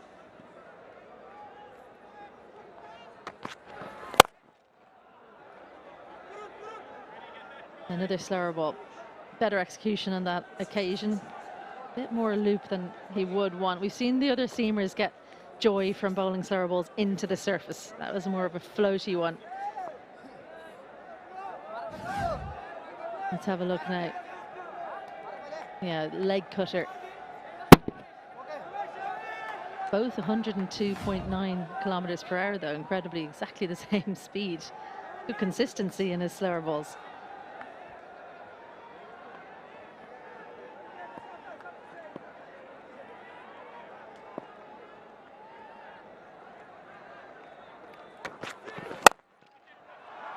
Just falling short. It was flat batted, pretty close to Mark Adair at mid-off. And there was a couple of collapses, Isabel. Initially, it was the collapse when Bangladesh lost those first 4 wickets for just 18 runs in 33 deliveries. And there was another collapse when they lost the last 4 wickets for just 8 runs in 11 balls. Incredible, isn't it? But just 1 away. Away from what would be his 5th T20 International 50, nicely cut away, so he will pick up his 5th T20 International 50. 𝗃𝗃𝗃𝗃. Fleming alone for out. 5th half century. Sometimes you just have to take the situation out of it. See how many runs you can add. Can't bat down the other end. All he can do is play his own game. 50 from 34, so that's a good return. 1 positive for Bangladesh to take from this batting innings. His strike rate is 147, just above 147. And he flicks it away into the hands. No, drop again. Gareth Delaney opting to wait and try and dive in to catch that one. Ireland's catching. None of these are easy, but they were taking them earlier on in the innings. Picked up off the pads from shorturl. And Gareth Delaney, have a look, he's trying to judge it. Just slightly left too much to do. It left too much to do at the back end and left himself short. Slow to start with, should have been a little bit closer. Trying to find the Yorker. Turns out to be low full toss. So with that single 100 up for Bangladesh. After 16, it's 100 for 8.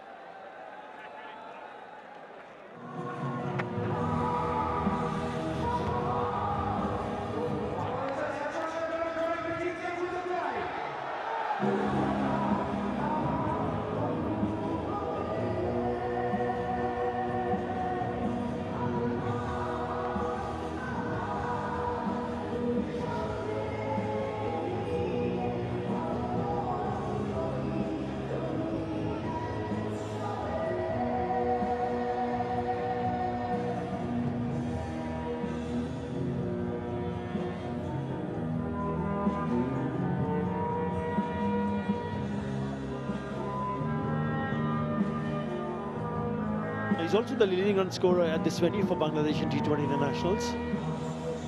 291 runs so far. It's been a good innings. Beaten of 51 of 35.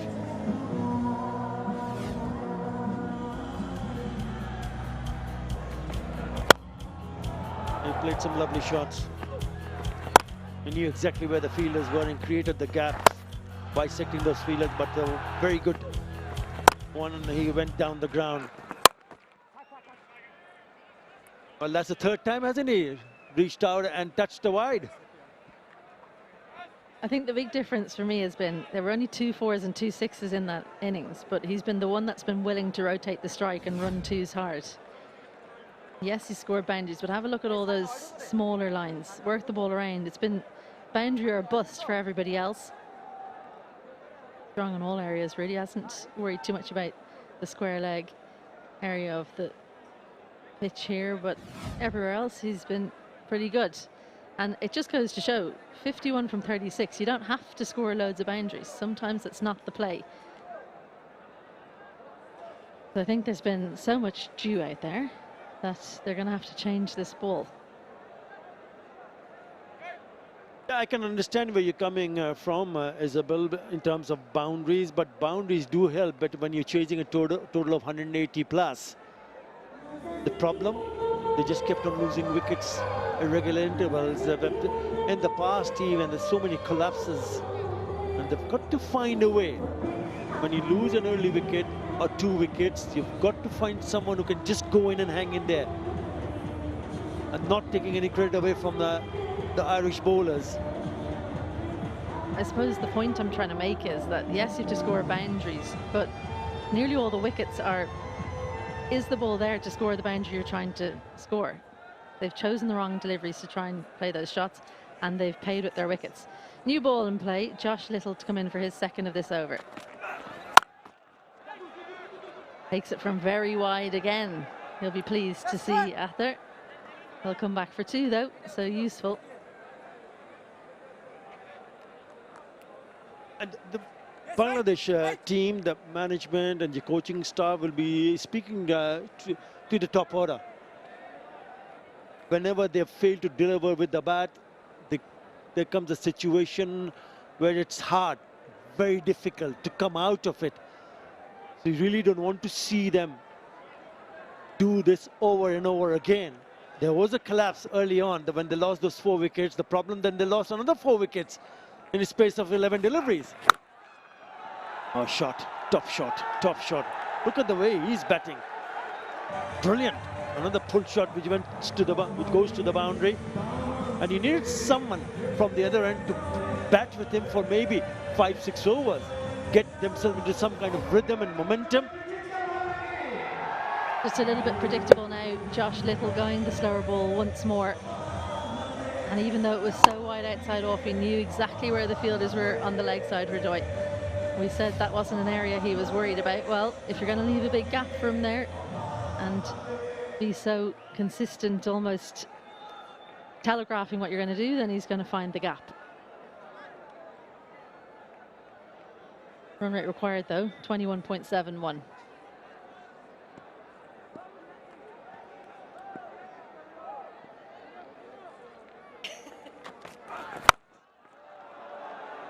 Well, he heaves that away from that fielder to his right. So 4 more.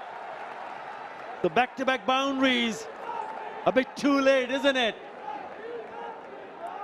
Nicely clipped off the legs, pace on delivery, and it, unfortunately Gareth Delaney decided to come in off the boundary there, backward square. He hasn't read this at all, and then had to backtrack, so couldn't cut this off. Have a look how far he is off the boundary. That won't please the bowler, but it wasn't a great delivery, truth be told. Too straight. He's just dropped the ball, the chance in the last over, and then misfielded that one. Always difficult in the field when you make a mistake. This one sliced away. It's going to be another boundary, couple of bounces, and something for this Chattogram crowd to cheer about. 3 boundaries on the bounce. And it takes him to the highest score in T20 international cricket for Bangladesh. 63 against India was his highest. With that boundary, he picks up 65 now. It's a nice little knock, really good knock. Just a message across to the dressing room, to the top order. You or somebody else would have hanged around just for few overs, you never know. Well, he's batted really nicely. Does give you an indication that nothing wrong with the surface at all. 114 for 8.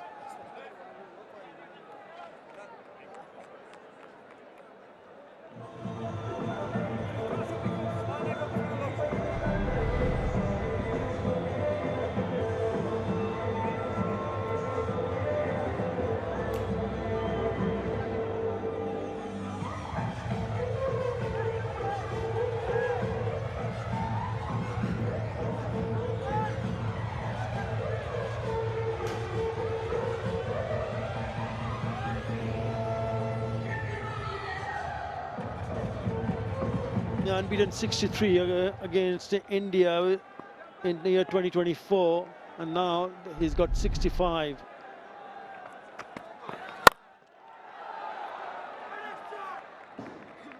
The partnership now 41 of 29, but it has been excellent work from the Irish bowlers. Simply brilliant. Even the batters were very aggressive. Harry Tector really finishing off nicely. Smashed those couple of sixes. The unbeaten 69 and 45 to give them a total which made life difficult for Bangladesh. Off the back foot. One bounce to the fielder at long off. Hello, Eddie. Been loving your work, Atta. Where's it all gone wrong for Bangladesh? Where has it not quite worked today? It's been a good batting surface. 𝗬 has played their part. Ireland have been brilliant, but there must be some elements that Bangladesh should be looking at and thinking, well, we were not good in this particular instance.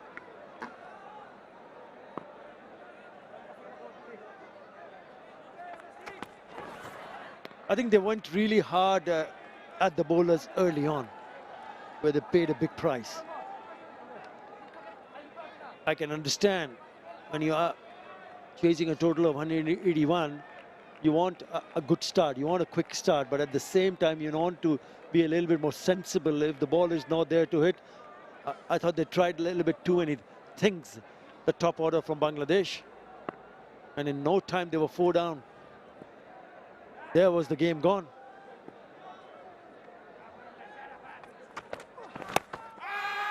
Oh, looks close, given. So, Barry McCarthy picks up his third. He'll take the review.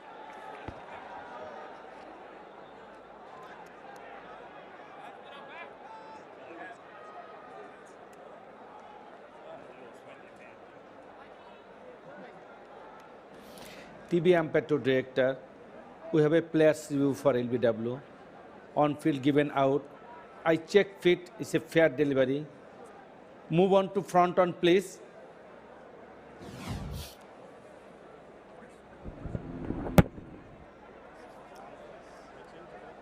Ball appears close to the bat. Can I have 𝗚?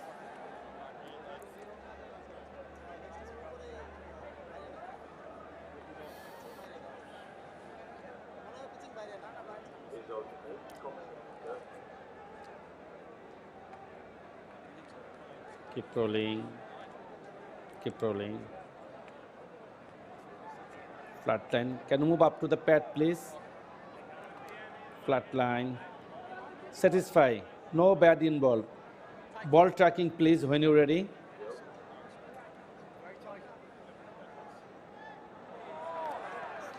Pitching outside leg. Mac, need to change your decision out to not out. Stand by. You are on screen now. Make your signal. Had to overturn the decision because the ball pitch starts at the leg stump. So it's a good review from Shoriful Islam. Yeah, even this pair, if you look at this pair of Hridoy and Shoriful Islam, they have added 42.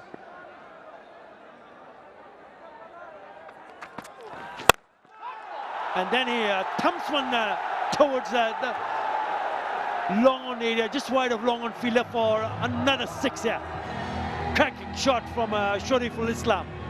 Yeah, I think when you see a shot like this, yes, he picks up the slower delivery, but he's a lower order batter that absolutely picks the bones out of this. And it just gives a reflection to Bangladesh that if they just stayed in the game a little bit longer, it would have been quite an interesting contest.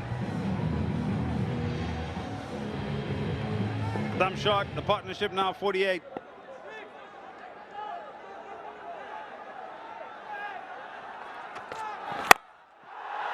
Again a bit swing, this might be trouble, this should be grabbed, and it is. So Dockrell takes the catch, and Barry McCarthy picks up his third of the last delivery of his 4th over. Partnership of 40, which is the highest partnership for Bangladesh in T20 International for the 9th wicket. 122 for 9.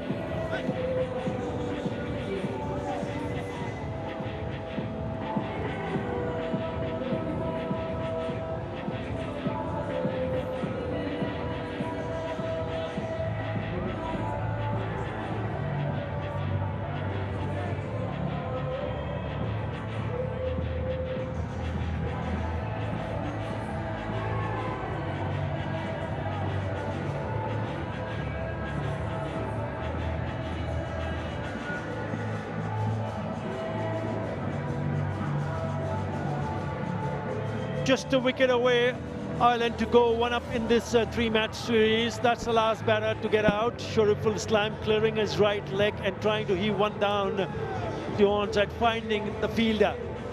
Goes Dockrell off the bowling of Barry McCarthy, who picks up his 3rd scalp.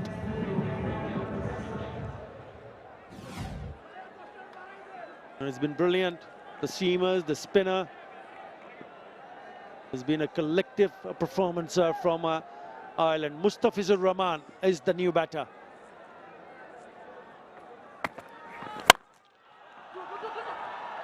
He's called for 2. The throw needs to be good at the non-striker's end.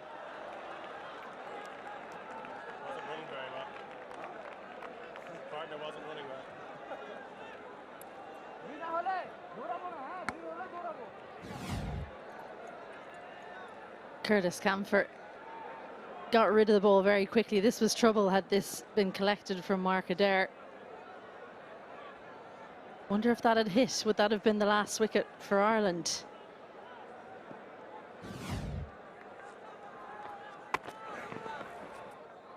Ireland have been toying with that wide line. Very wide from Mark Adair.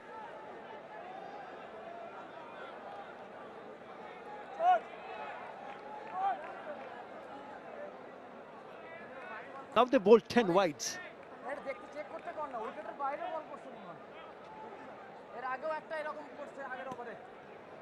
It's a hard game plan when the ball is wet.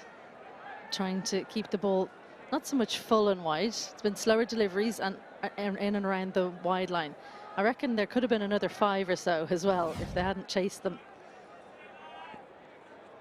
It's not a no ball. It has to be off the cut strip. That's inside the outside white lines, but best to check. Change in the field for Ireland. Deep backward point. Paul Stirling comes into a regular point, so no extra cover. Sliced away, the fielder comes in, and that's down. Curtis Camphor. Oh, it just seemed to slip out of the hands. Mark Adair should have had his 3rd. Ireland's catching the last few overs has been suboptimal, to say the least. The only thing that they'll be disappointed with tonight is about the catching. Otherwise, they've ticked the blocks off. Another one goes down. He left too much to do late on. He was hurrying in. You never want to still be moving at that pace while trying to catch the ball, unless you're diving forward. Hard ones to judge, particularly out of the night sky. Ireland don't play a huge amount of games. You don't have a ground in Ireland that has floodlights. So it's only when they come away from home that they get to experience it. 1 training session under lights last night.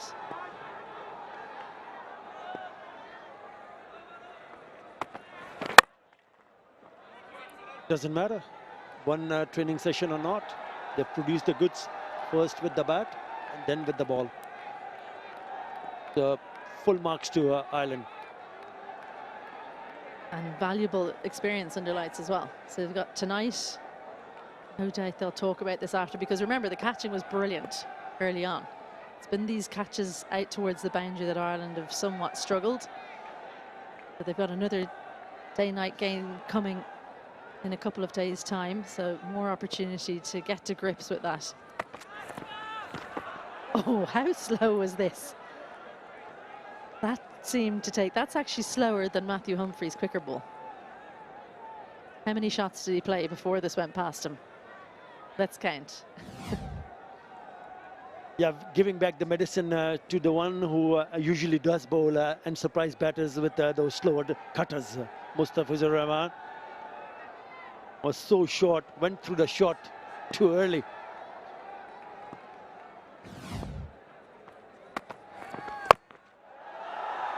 This should be taken. Again dropped. Don't look at me like that, Arthur.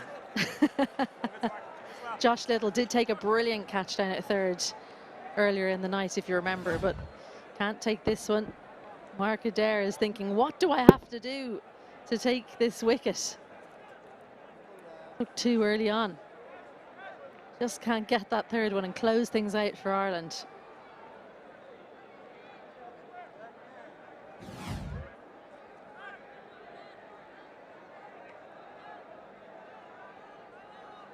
Yeah, wonderful display of seam bowling. Mixed it up nicely.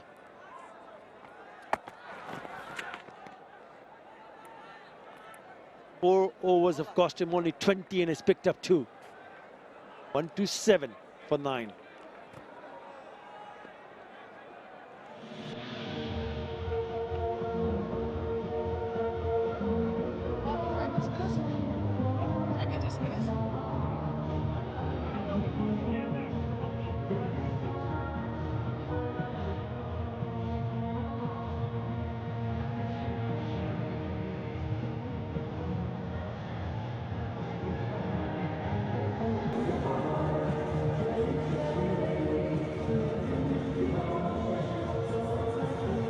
It's been a very good display tonight here in the port city of Chattogram. That's the match summary. Ireland 181 for 4 in that first outing, and Bangladesh 127 for 9 on the verge of picking up their first win. You know, disappointment on the Bangladesh fans. Curtis Campher. Ireland opting for 4 frontline bowlers and then 2 part-timers, Delaney and Camphor. So Gareth Delaney, he was kind of the bowler they targeted to take down. Went for 24 in his 2 overs. His second over in particular was expensive. So Curtis Camphor up the sleeve for Paul Stirling. Always nice as well when the ball is a little bit wet to be able to throw it to a seamer rather than a spinner late on.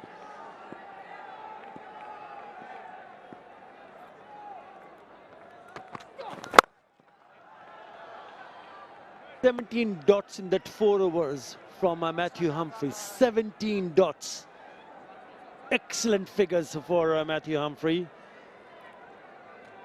The ground staff and the head curator on the right of the screen. With him is Babu Bhai. Yeah, what a night, what an evening for Ireland. What a brilliant 4 overs from Matthew Humphrey. Lovely shot. Look at that pickup. Straight as an arrow. He's nailed that beautifully to pick up his 3rd 6. Just adding on here, Ridoi. Pace on delivery in the slot.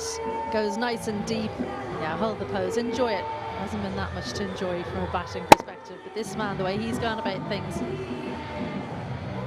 he's shown the rest of them how it's done. Curtis Camphor throws his head up. He's on in the slot and went the distance. And another one, 6-4. See how many you can add on. There's still 4 deliveries. He's gone to his highest score and some tonight. He's kept it pretty simple. He's deep in his crease. He first one went down the ground for the maximum, and then again a little bit width outside the off stump. And he smashed it over the cover at extra cover. Again, a really good shot. Powerful blow. He certainly stood out. Really went after it. Yeah, you pointed out in just a couple of deliveries earlier that if you look at 𝗿𝗏𝗽, the way he handled himself in the middle, he'll certainly be thinking, I just needed a 1 or maybe 2 to just bat around with me. Maybe that total would have been a lot more closer at this stage of the game. It'll be certainly something they'll look back on, because even though the first few overs they only got a few runs, because Ireland didn't get to that 200, it was only 180 odd. He's still, even if you have a few quiet overs, you can catch up. Changing the field, 44 required, but Curtis Camphor looking after his figures. Drops deep point, extra cover, long off, long on, and mid wicket. So square inside the ring, as is cover. That's the moment. Beautiful shot again. It won't go to the bank. Oh, well, it will. Messy fielding, sloppy in the deep from Ādr, but it doesn't matter. Slightly takes the sheen off for Curtis Camphor, but Ireland, their 3rd T20 international win, and it's been a resounding victory for the Irish on tour. They've come back strong after a chastening test series. They win this one by 39 runs off the back of some excellent batting having been inserted. Their bowlers backed up, and especially Matthew Humphreys, 4 for 13, along with Mark Adair, Barry McCarthy, 2 and 3 wickets each. It's a comprehensive win. It all started with him, they went to defend the total of 181. Brilliant batting from Harry Tector, who smashed an unbeaten 69 of just 45 deliveries to give them a winning total on the board, 181. And in the end, Ireland pulls up a win, and win by 39 runs to go 1 up in the series. Brilliant from the Tectors with the bat in hand in particular. Paul Stirling as well. Impressive. Lorcan Tucker, Curtis Camphor, they all made contributions and go 1-0 up. And as they begin their march towards the World Cup that's coming early next year, important victory for Ireland after a suboptimal year. Haven't been on the pitch as much as they would have liked. Well, lots of thinking to do for Bangladesh. Liton Kumar Dash will be unhappy with how things went in pretty much every department. He's got 1 bowler he's happy enough with, that's Mustafizur, but everyone else needs to have a think. Ireland will feel like their game plan really came together.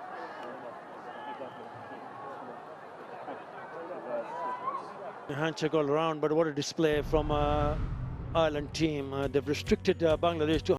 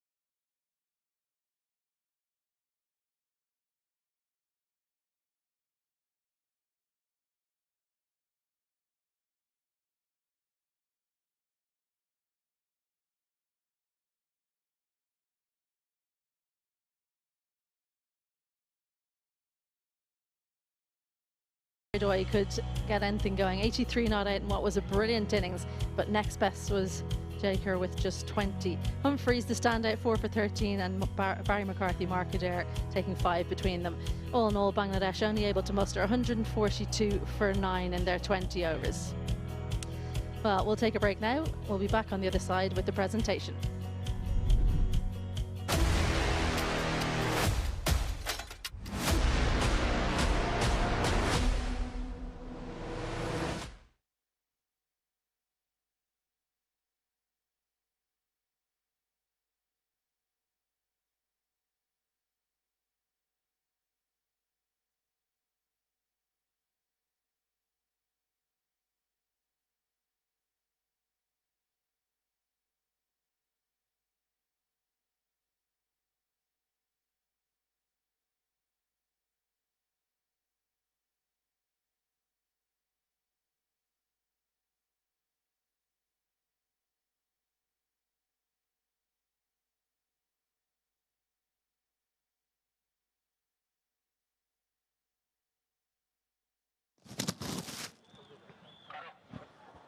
R1 to PA, check, 1, 2.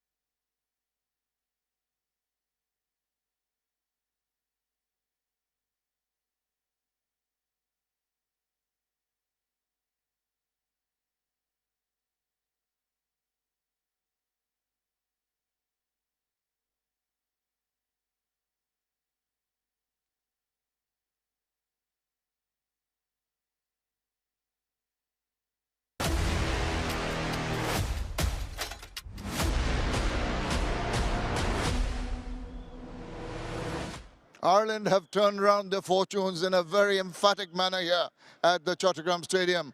They've really come back strongly after they did not do too well in the Test series, winning this one by 39 runs. Congratulations to Ireland, and they take a 1-0 lead here in this 3-match series. Hello and welcome to the presentation ceremony of the Dutch Bangla Bank T20I Series 2025 in Bangladesh and Ireland, powered by Rocket, co-sponsor 𝗏𝗡𝗏.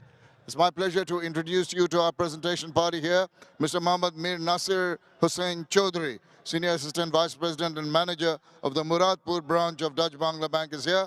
Alongside him, Mr. Mohammad Manzoor Alam, a Director, Bangladesh Cricket Board and Chairman of the Medical Committee of the BCB.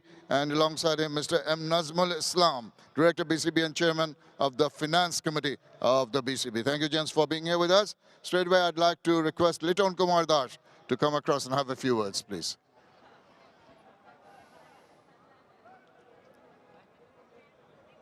Well, Liton, understandably a bad day at the office. A lot of things that you need to rectify. Your bowlers couldn't restrict them to a smallish total or medium total, and then the batters really didn't really react to the requirement. I thought bowler did a really great job, especially Fitz. We know how he bowled. still we can, if we bowl a little bit better, we can restrict them little bit 20 to 25 run because the wicket was helping to the bowlers. And I know the Chittagong wicket was very much batting friendly sometimes, and when the due there. But if we get lost couple of wicket in the power play, it's very difficult to the batsman who can bat the lower order. But I was very happy that Ridhoy back in the side, and because we need him, and he delivered how he important for us. Absolutely. I was going to come to Ridhoy, but prior to that, you mentioned the fact that those power play overs so very crucial, losing 4 wickets so early on. That put you on the back foot. It was a tough job trying to recover from that. Efforts were made. Zakir Ali helped out Ridhoy for a while. It's always going to be catch-up time. So just looking forward, 2 more games to go. Some positivity, some corrections to be looking forward to. Yeah, definitely. But I still believe in my team.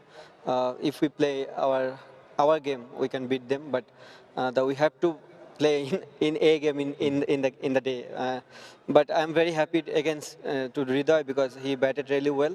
I want to him continue this series the way he bat, and we will come back strongly. Absolutely, absolutely. So does all the Bangladeshi support. Thank you for your time. Good luck for the next one. Thank you very much. Thank you. Lieutenant Kumar Das, the captain of Bangladesh. Now we have the Dutch Bangla Bank Player of the Match. This is an award of $1,000 US, check to be jointly handed over by all, and the crest to be handed over by Mr. Mohammad Manzoor Alam. And for his brilliant bowling performance, it goes to Matthew Humphreys, 4 for 13.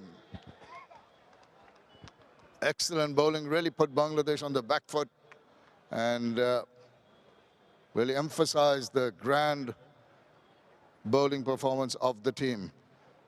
Matthew, congratulations. When you think that you're bowling second with the bit of due factor, we always think the spinners have some kind of a problem gripping the ball. And so how do you reckon it went for you? Yeah, I mean, I was definitely struggling with my grip. But I think I pretty much just resorted to bowling arm balls a lot of the time, and I think under the lights from the dew, it helped with that, and I was getting a little bit of swing. So, yeah. So not often that a spin bowler talks about swing in the air with your arm balls, and also skidding on, maybe a little bit of a surprise element for the batters. Yeah, I think it's been something that I've been working on for a while, especially with the new ball. And I think especially under the lights and with the wet ground, it definitely helps the reaction off the surface. And when you have a similar kind of performance from your peers at the other end, that gives you that confidence to go in a comfort zone for you as a bowler. Yeah, I think Sparky and Baz were brilliant up top. And I think they were 20 for 4 after the power play. I think we were obviously in a very strong position then. Well, you've done well today. Go well, and good luck for the next one. Thank you very much. Thank you very much. Matthew Humphreys, the Dutch Bangla Bank Player of the Match. Now the happy captain, Paul Stirling. Paul, good to see you smiling. Emphatic win, and that is so crucial from Ireland's perspective. You play more comfortably in the white ball format, and you've shown how very, very emphatic you could be. Yeah, look, we turned up really well today. You know, that's as close to full strength as we've had in a long time in the T20. We welcomed back some senior figures, and it showed today. We came out on top. Yeah, little things to ponder about. A few dropped catches, that's going to be of a little bit of a concern. Yeah, obviously, there's never a perfect game, I don't think, but in terms of the first 35 overs of the game, I thought we were excellent. There's not many places I can really pick holes in. But yeah, you're right, a little bit sloppy towards the end, something to improve on. We got 2 more goes to hopefully get a series win. Would be nice. Oh yeah, 1 lead up so early, that would be putting you in that comfort zone to go better next 2. Hope so, yeah. Look, I think we won our last game here as well, so we've sort of got 2 on the bounce, so we'll take that momentum into the 3rd. Do that. Best of luck. Appreciate it. Thank you. Thank you. Thank you very much. Paul Stirling, the captain of Ireland. And that is all from down here. Right, still a lot to play for. There's just a couple of days' time. Bangladesh will take on Ireland for the Dutch Bangla Bank second T20 International, 29 November at 5:45 local time. Live from Chattogram. It's a good night from all of us here, and see you on in a couple of days' time.